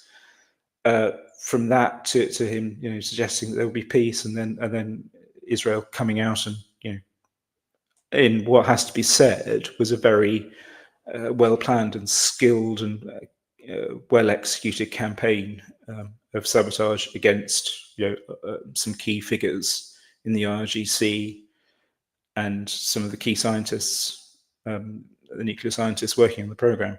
Was very well done. And then we had the temporary pause where again Trump was suggesting that, well, we might bomb them in 2 weeks, and then 2 days later was carefully calibrated after Israel had managed to achieve aerial dominance over much of Iran, but was also running low on defensive weapons. As I was saying, if you were to design a campaign to do what it did, that's what you'd have done in advance. So I'm pretty sure that's what did happen. Yeah, it seems absurd to me to imagine that that any of this was a surprise. I mean, when Trump is posting things saying unconditional surrender, no, my take on that is simply that he was under enormous pressure to do it. It had been in planning for long before him. And so he said, okay, let's give it a try. If we throw it at the wall and it sticks, great. And so he gave it a try, and it didn't work. It seems primarily because of Israel's miscalculation of the ability of Iran to launch a sustained missile campaign. And as you mentioned, their apparent dwindling stockpile of air defense. So now we're left in this situation where we're in a pause, where we're in one of these interstices between the outbreak of violence. Yeah, a pause is exactly the right way of describing it, I think, because it's the voices that were coming out from the US and in Israel at the start of it being a resounding success. I think were probably quite laughable at the time, but are not stacking up as time goes on. I mean, I've even seen some Israeli sources off the record admitting that at least 60% of Iran's enriched uranium survived. Out of the bombing of the sites. As you know, I've never, I have no belief that this is about enriched uranium. I believe it's about Iran having a nuclear program and about regime change. But yeah, if Iran wanted a nuclear weapon, really, it would have had one by now. Or I should say that if Iran is in a balancing act in a number of respects with countries like China and Russia, which I don't believe want to see Iran have a nuclear weapon, and they know that it would increase the temperature. I think that if they really wanted one, they could have one despite bombing campaigns. So, in that respect, I agree with some analysts who say that all that's happening is you're increasing the pressure on Iran to come out with a nuclear weapon. Well, I think that dynamic is absolutely right. But what what is interesting it will be to see how this balance plays out. To what extent can Netanyahu continue to pretend that the the campaign was a success in terms of doing anything substantial to degrade Iran's capacity to have a nuclear weapon in short order. Although I agree with your analysis that they don't want it. I mean, they want the ability to have it without without crossing the threshold, without actually doing it. Exactly, it is a balance. But also, Iran did prove actually that it has significant capabilities to take down significant Israeli assets. So there was quite a gradated response from Iran. The sort of early attacks, which were largely drones and were sort of directed against Israel generally, do seem to have were successfully defended, but all that was just like running up capacity and taking out things. After that, Israel struck one of the refineries in Iran. Iran the next day took out one of the Israel's 2 refineries at Haifa. Yeah, Haifa. Yes, that's right. After Israel hit one of their laboratories, they took out the Weizmann Institute. It seems to be that there was a lot of message sending by Iran, which is that we can hit you, we can make you pay, and in response to this, Israel just seems to have launched bombs, and the whole sort of rhetoric about sort of Israel had targeted campaigns. Well, clearly at the start it did manage to have very targeted assassinations of people with substantial intelligence that Iran undoubtedly will be working on covering up. Yes, and we still haven't seen proper activation of the Kurds. Because there is, of course, a large Kurdish population in Iran, and that's another lever that can be pulled. We hear talk about the Azerbaijanis maybe being wound up and driven south to destabilize the northwestern part of Iran.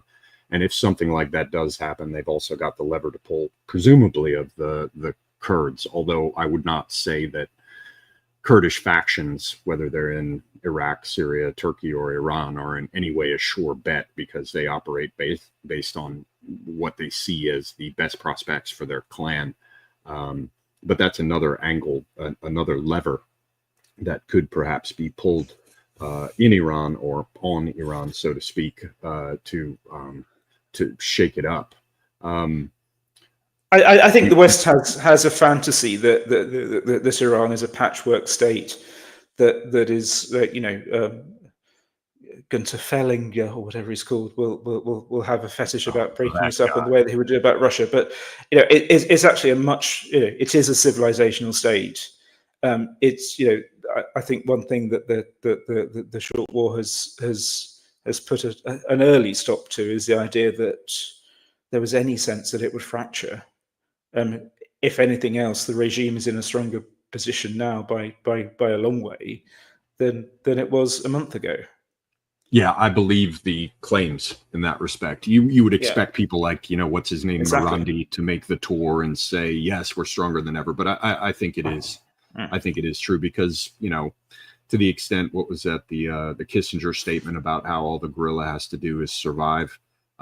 That's not entirely something that maps onto this situation in Iran, but it is it applies to a certain extent in terms of their morale. The other thing is we're seeing Israel. I haven't looked into it, but apparently it happened yesterday. Israel's bombing Damascus, Lebanon again. Yeah. And I absolutely do not believe in any respect that Hezbollah has been shut down there. I think they're just staying quiet because it doesn't suit their interests to be in the crosshairs of a dramatic and sustained campaign at this point. But they're not.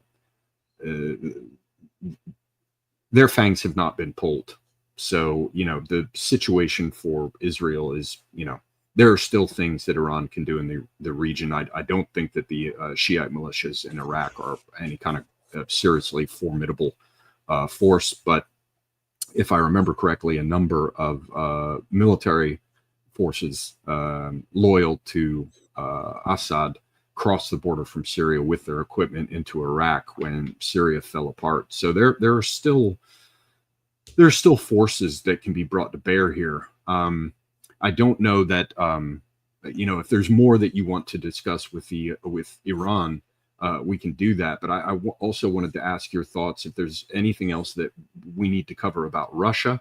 And then I wanted to ask your thoughts on, so first Russia, if you have any thoughts on that. And then I wanted to ask your thoughts on China and Pakistan and India. As I said at the outset of the stream, it's very strange to me that Pakistan is supporting Azerbaijan against Armenia. I mean, the sectarian dimension seems straightforward enough.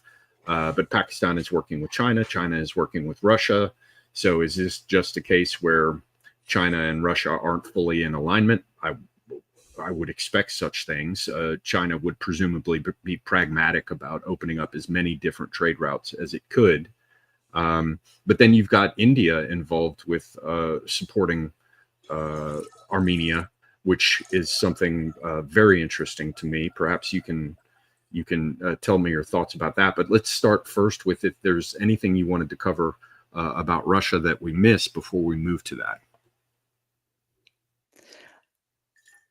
Well,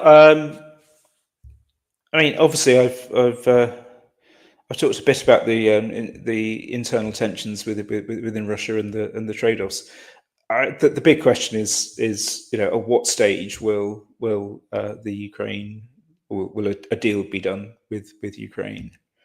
I'm sort of like one of those economists who's called 9 of the last 5 recessions at this point, because I've been predicting, maybe hoping that the war will end sooner rather than later, and it still drags on. Clearly, I think whilst it does, there's a hell of a lot of like geopolitical waiting around at the moment by everyone to see how things shake out. Russia is, I don't know. What do we say about things in terms of the wider geopolitics of the situation? There's been some interesting stuff in Kazakhstan recently. So Kazakhstan has, it is the world's largest supplier, not in terms of reserves, but in terms of production of uranium, but has not, since the Soviet Union, had nuclear power itself, and remarkably for an energy-rich country, has actually suffered, electricity outages and things like this. It has now had a referendum. I can't remember if it was last year or earlier on this year, to approve the construction of nuclear sites in Kazakhstan, and there was a competitive bidding process between various interests, including Russia, including China, including the West, in terms of France and things, to build it, and it went with Russia, which is not terribly surprising, given that Kazakhstan's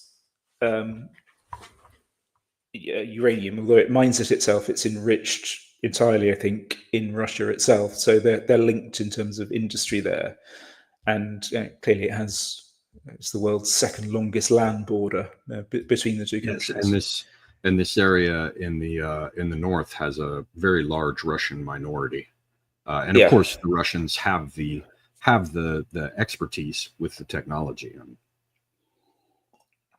But within that, China had by far the cheapest and quickest bid, and the West has been very interested in Kazakhstan, right from independence onwards. So it's a in terms of what we were talking about earlier on, the sort of the old dream of Enver Pasha and beyond of the great tyrannic world. Kazakhstan, I don't think is compliant with this as an idea. I think Yeah, I think they know Kazakhstan, which side of their bread has the butter on it. exactly, and the sort of the greater Central Asia, where you would say the Stans, the Turkic speaking areas that you're highlighting on the map here, are immensely resource rich, are strategically placed between Russia and China, and are taking in Western investment. Can quite happily supply energy, and as long as they play their hand well, they have no external risks. That you're not, as Kazakhstan, going to do anything to geopolitically position yourself against Russia, although you will want to balance it. You're there as the corridor through which Chinese investment wants to come. In terms of the coming multipolar world, they and Uzbekistan and so on will sit there and quite happily increase their influence, quite rightly and properly, to do so. Yeah, so it seems that Russia is basically waiting, as you said, I mean, and everyone else is, to see what the outcome, particularly countries like Moldova and Georgia, they're, waiting to see what the results of this conflict in Ukraine will be. And from my perspective, the heating up of the situation in the Caucasus is something that the Western powers are getting involved in, I think, in large part because they recognize that they're likely going to lose the fight in some respect. To what extent and what shape it will have, I don't know. And of course, that's not certain, but it seems by far more likely than not. So I believe that the situation in Ukraine is what is causing the exacerbation of the situation in the South Caucasus. So if things are resolved in Russia's favor, or at least on balance in Russia's favor in Ukraine, they're going to be able to bring a lot more pressure to bear in the South Caucasus. So I think there's some sort of window that countries like Israel and Turkey and Azerbaijan, they're trying to act now because they think this is the time. But of course, this is a distant place, in terms of Western power, with the exception of Turkey. And Turkey has always sort of played its own game. This is a place that is quite distant from the West in many respects. So, part of the interest is also on this area because of Iran. But, in terms of the bigger picture, if you can run an east-west corridor here of Western control through this region, what you've done is you've cut Iran from Russia, and you've put in place a corridor for energy coming from Azerbaijan, from the Caspian, and from other countries over to Europe, which is still dealing with its energy needs. I mean, they can import expensive LNG on ships from the United States, but that is definitely a suboptimal arrangement for Europe, however nice it might be for the U.S. But this is a way to cut this region, and it opens up a game for further influence through the stands. I agree that this is going to be more difficult. Russia and China have a shared interest in stabilizing this region, and they're extending their influence into Afghanistan now. But this sort of brings in the Pakistan and India picture. Can you tell me anything about the relationship between Armenia and India? Do you know anything about that? Well, it's quite nascent. India has started supplying some armaments to Armenia. I mean, clearly, in India's principal security interest is Pakistan and what may happen between two nuclear-powered states. But it is also, it's almost a test case, I think, in India, the new India trying to project its power, beyond, just the subcontinent itself. It has trading links with Iran. It's investing in a major port in southern Iran. Sorry. which and then that's going to be central to the north-south corridor, correct? That's right. That's right, and that would allow India to access Russian and European markets without crossing through A, Pakistan, and B, very difficult territory in Afghanistan, things like that. So it is definitely in India's interest to back this north-south corridor. The problem is, it's India's not going to send troops to defend Armenia or anything like that, against anyone else. It's more sort of economic interests and some supply of weapons. But what we've got is you're exactly right in that it seems like every piece of logic looking at the map would suggest that India, Iran, Russia should do everything they can to ensure that the Caucasus north-south route is not cut, and that east-west corridor, the Tyrannic corridor, the joining of Turkey and Azerbaijan, which describe themselves as one nation with two states, does not happen. And yet, who is going to take the stand against the Western influences, the Turkic influences that seem to be pervading Armenia at the moment to make it happen? And the clock's running down on it. Pashinyan is due to have elections next year, and to be honest, it's not looking likely that either he will have to shut down elections, or he will have done a deal beforehand that's so bad and can't be reversed for Armenia that it is cut. And to what extent can internal or external forces stop that happening is well, in a sense, it's the big knotty question that's going on in geopolitics. Yes, and it's exacerbated by the fact that the outcome of the war in Ukraine is still not entirely clear. It seems like there's a trajectory. It seems like Russia will win, but they have not done so yet. So everyone is waiting, because as soon as I was talking about before, things are settled there, you have arguably the world's most battle-hardened and experienced army up there with Ukraine as well, that will be able to turn its attention to the south. But leaving that aside, I think that, I would guess that one way that Russia could bring its influence to bear on the, let us say, the tongue firmly in cheek on the democratic process in Armenia would be to undertake their own shenanigans, as they call them. I hate that word, by the way. It makes it sound so, trite and banal.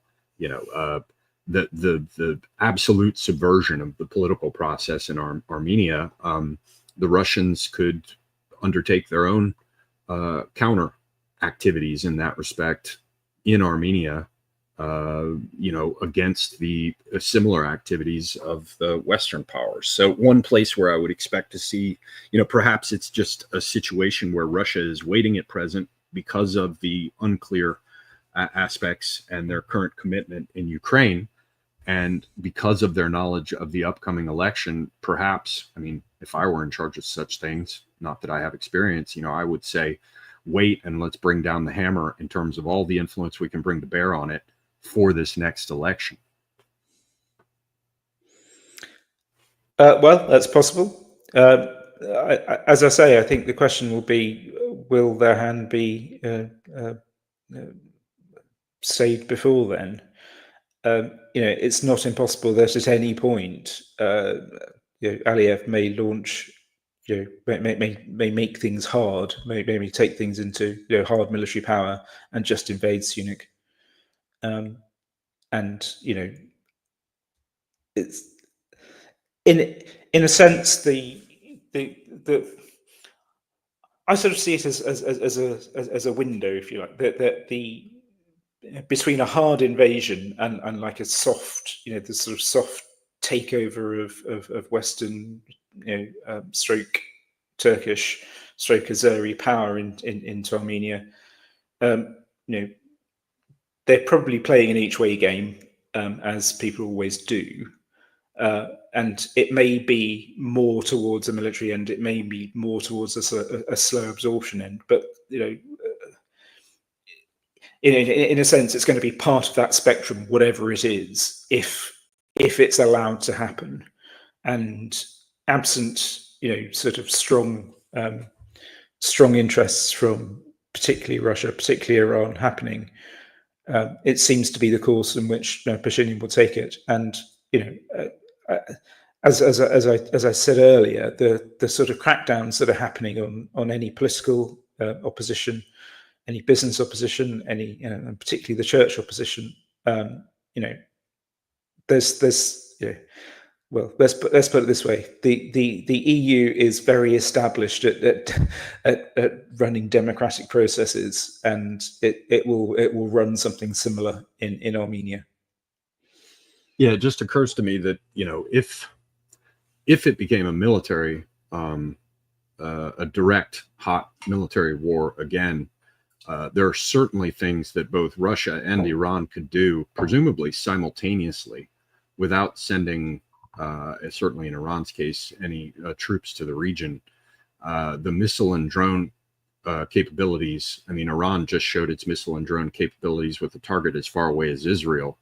The distance from northern Iran to, you can throw a stone across the border of northern Iran into Armenia, and Russian forces just north of Georgia and Azerbaijan. I mean, so if they liked, they would have to overcome Azeri and perhaps Georgian air defenses, but I can't imagine that they are anything in comparison to what Russia is already dealing with in Ukraine. So, they could do some things. It's not boots on the ground, but if there were a fighting force in Armenia resisting a hard military conflict, we have to imagine that it's at least a possibility that it could be supported with drones and missiles and intelligence from both Russia and Iran, which could make it a very interesting picture. Now you've got Turkey, which has the largest army in NATO, other than the United States, and certainly in the top top 5 militaries in the world, maybe somewhere in there. It's a huge army and not a bad one at all. That would complicate this mess quite a bit further. Anyway, that's just a bunch of just blathering speculation, but it's worth considering. Yeah. And in terms of this, it's probably also worth noting that again, the sort of Western, sort of pro-Ukrainian sources are running the line that Russia's next land grab will be in Azerbaijan.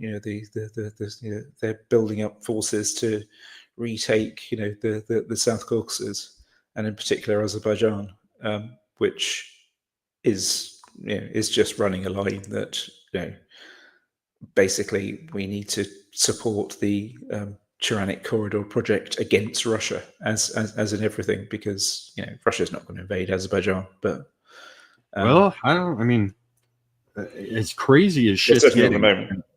Yeah, and as outrageous as the behavior of the Western powers is in asserting themselves in the area, I mean, I wouldn't call it likely, but you would have a very neat arrangement of connection between Russia and Iran if things were shifted in Azerbaijan. There's so much Western money pouring into there, and one of my axiomatic takes is that that intelligence services are always already organized crime, and vice versa.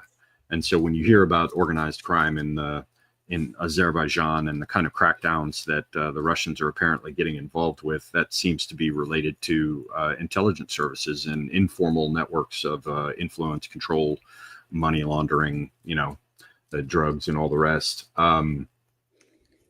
There's something going on now with Russia and Azerbaijan. It continues to heat up, and perhaps some aspect of it is Russia. I just don't know enough about the region, so this is wild speculation. But the shooting down of the Azeri jet unless it was a false flag, and Russia's given no indication. They're not saying we didn't do it. They're saying, fuck, it happened and screw you. We don't need to apologize. And so that's a bellicose step that's kind of like prompts or prods the Azeris to get more aggressive. Likewise, the arresting of these people and Yekaterinburg or whatever the Safiyov Sakar, whatever their damn name is, that was also clearly something that led to an increase of resentment in Azerbaijan and a more bellicose stance. Again, just speculating wildly, but it could be that Russia is creating the public awareness of animosity between the countries to set the stage for something in the future. Yeah, it's interesting speculation. That Russia did actually apologise to Azerbaijan for the plane that was flying from Baku to Grozny on Christmas Eve last year, and you got hit by a Panzer system. Yeah, and there was massive Ukrainian drone activity over the South Caucasus at the time. Actually, if you look at it, it was actually hit about halfway between Baku and Grozny, and there were much closer places for it to land than by going out across the Caspian Sea to Kazakhstan, where it finally landed at Aktau and semi-landed with about half the passengers dying. But yeah, so quite why it didn't either turn around and come back or get diverted to another smaller airport in the Southern Caucasus is interesting as a speculatory case. I often wonder the South Caucasus were really hot that day, or it was diverted a longer way than it needed to be for a reason. Yeah, I also have often wondered whether or not it is possible, and I'd have to assume it is, that with or without the knowledge of a commercial air carrier, electronic warfare and intelligence components could be installed on passenger jets. So again, that's just absolutely wild speculation, but I'm of the habit of mind of, assuming that anything is possible and people do all kinds of shit. So yeah, we've got this cut straight through the center that is dividing Iran from Russia. And it acts as a bookend. It's in Israel's interest. It's in Britain's interest. I'm sure Britain is still nursing a serious case of being pissed off about having been pushed out of Iran, which was one of the crown jewels of its energy investments abroad. So Britain is all in on this. France seems to be all in on this. The United States seems to be all in on it, all over it. I can't see this corridor being allowed to become a Western logistical channel. So if I were in Russia, I would additionally be, in addition to Armenia and Azerbaijan that we've been considering, I'd be wanting to do things in Turkey. And I would be wanting to do more things in Georgia. We're getting to the point, probably, I know it's very late where you are. You've been very generous with your time.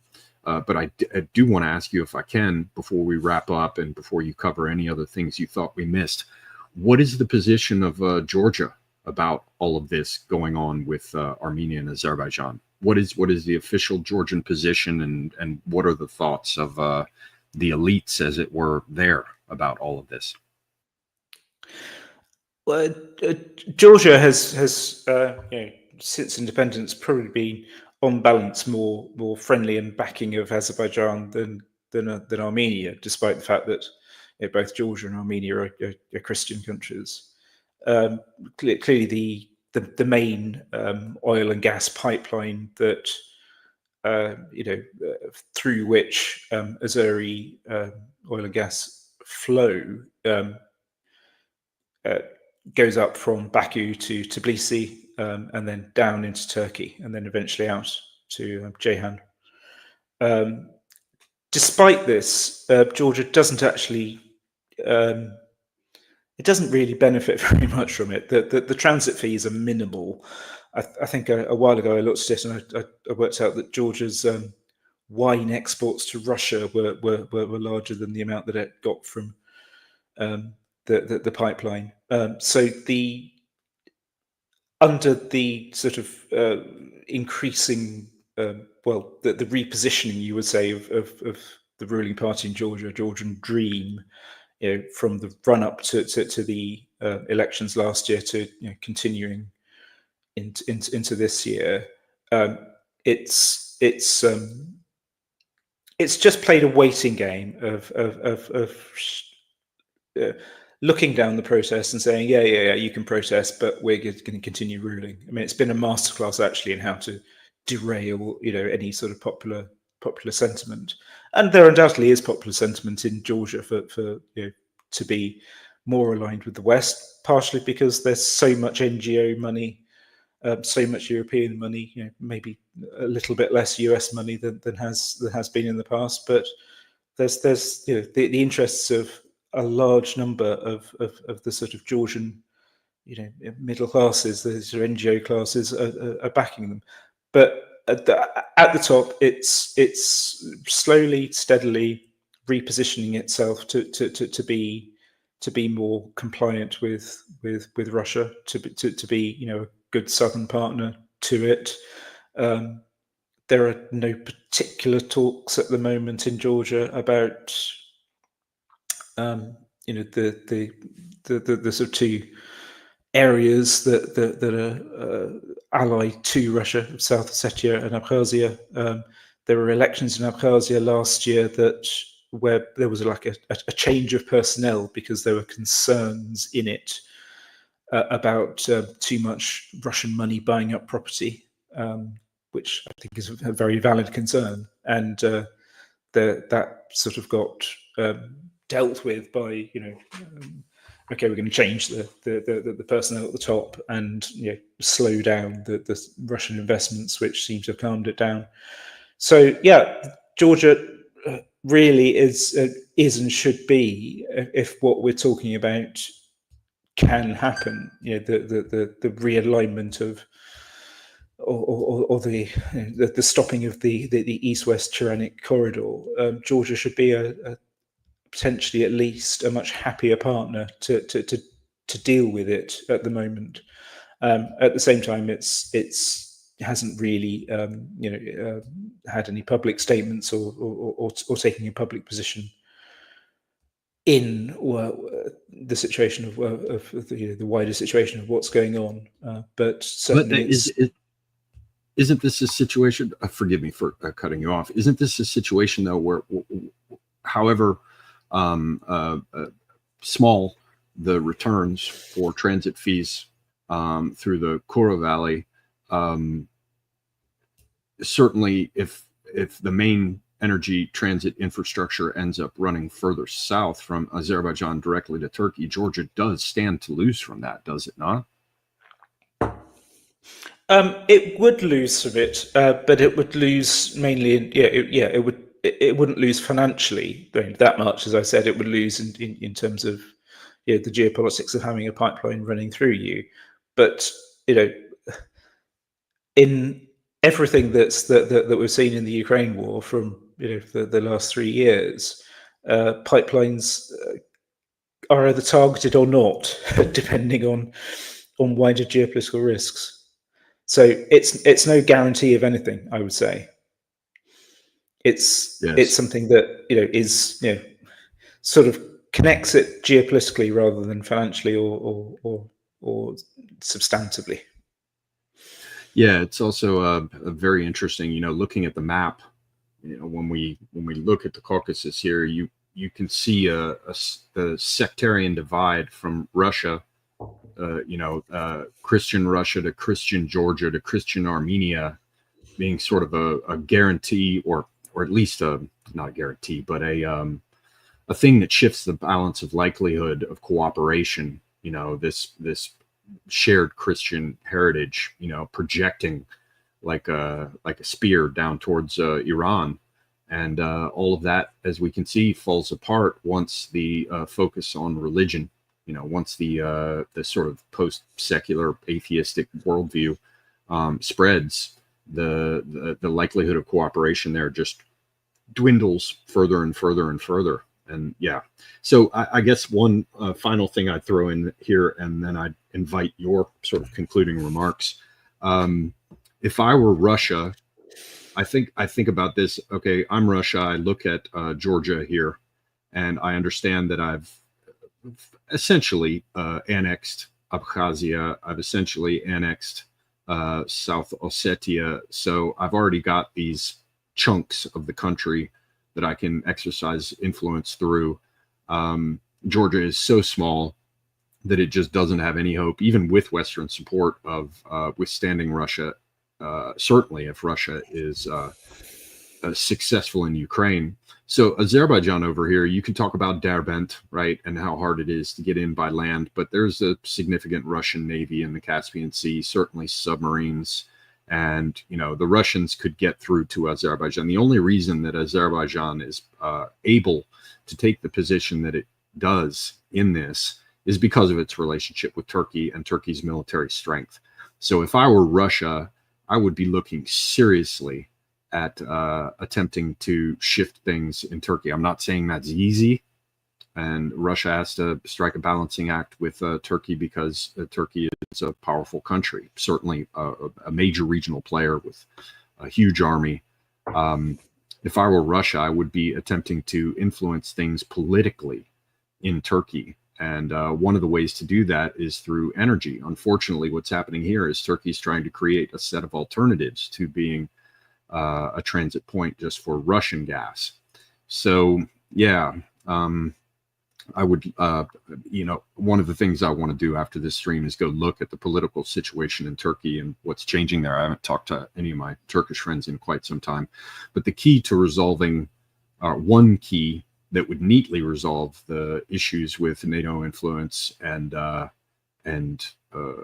Azerbaijan being able to punch above its weight would be to deal with Turkey in terms of bringing it out of alignment with the West, or lessening its alignment with the West, and making it work more closely with the BRICS. And of course, Turkey is one of these observing states that is on what we're told could be a path to BRICS participation in the future. But that's just a last thought I wanted to throw out there. What else would you?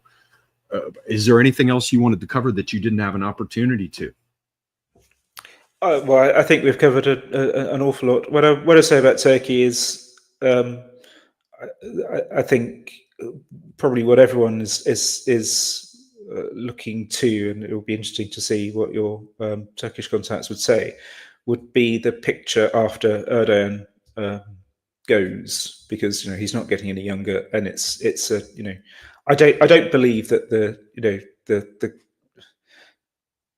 the current sort of détente between Russia and Turkey will last beyond the Ukraine war.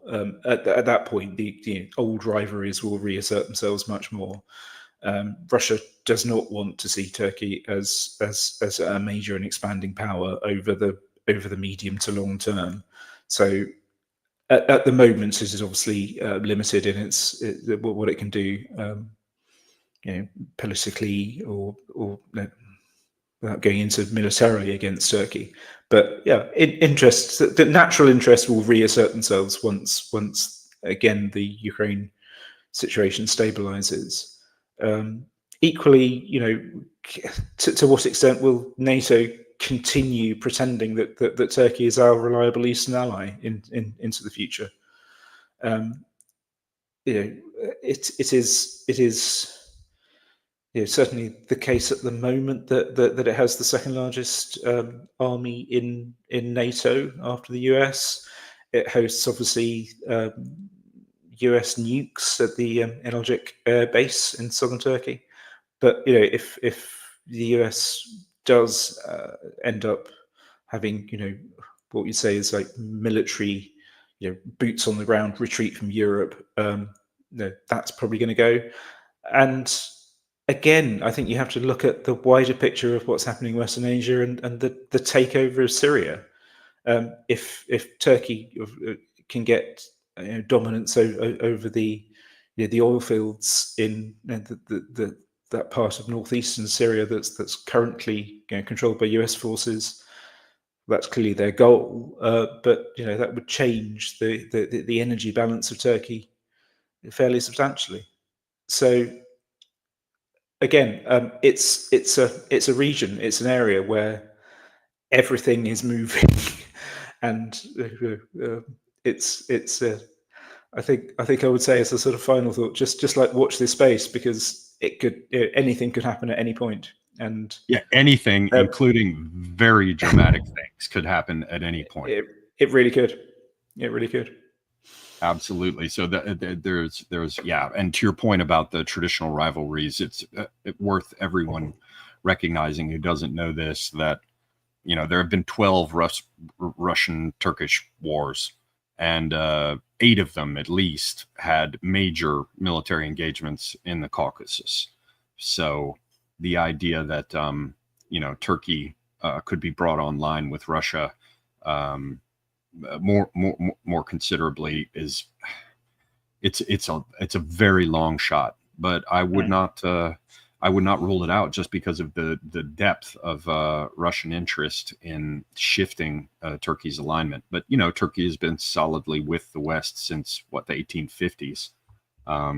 So the likelihood that it can be peeled off by Russia, I think, is very low, especially with the point you made about what's going on in Syria. So let's keep our eyes on it. Again, very dramatic things could happen here.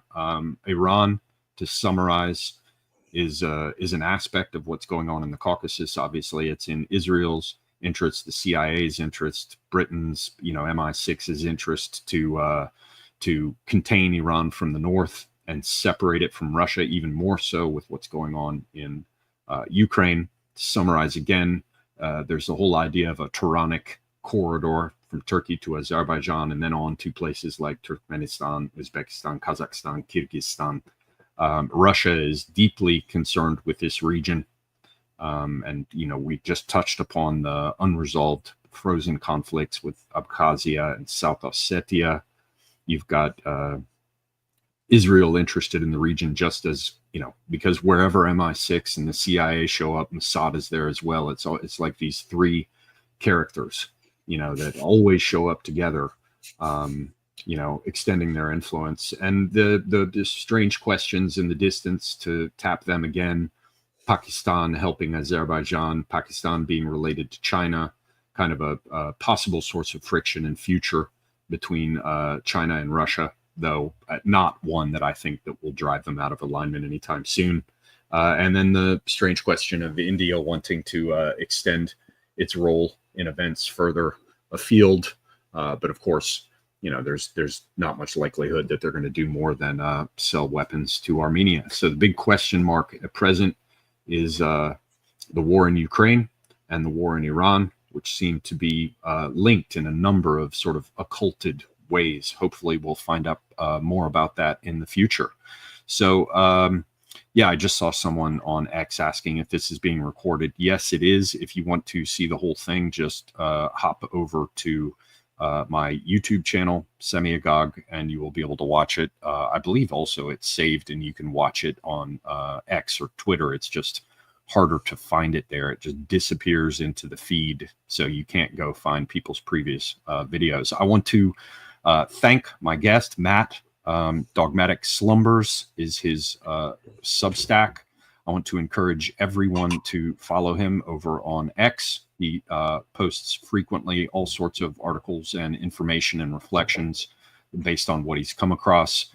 So follow him on X. Please do follow him on Substack as well. You can see links for that below. Please follow me on X. And as I said at the outset of this stream, if any of my regulars who watch me over on YouTube catch this, you should go over and follow me on X, because that is the platform of focus now for me. I'm just transitioning, as it were, more and more over to using X, because YouTube is just becoming a very, very unpleasant platform to use. I'm tired of hearing about stuck poop and pink salt tricks, and I'm tired of having my growth on this platform throttled, which it has been since sometime in 2017. So yeah, please do follow me over on X. You can see links for that below. I have a Substack as well. You can find a link for that over on X. New articles going up soon. There are 3 up already. Any final words, Matt?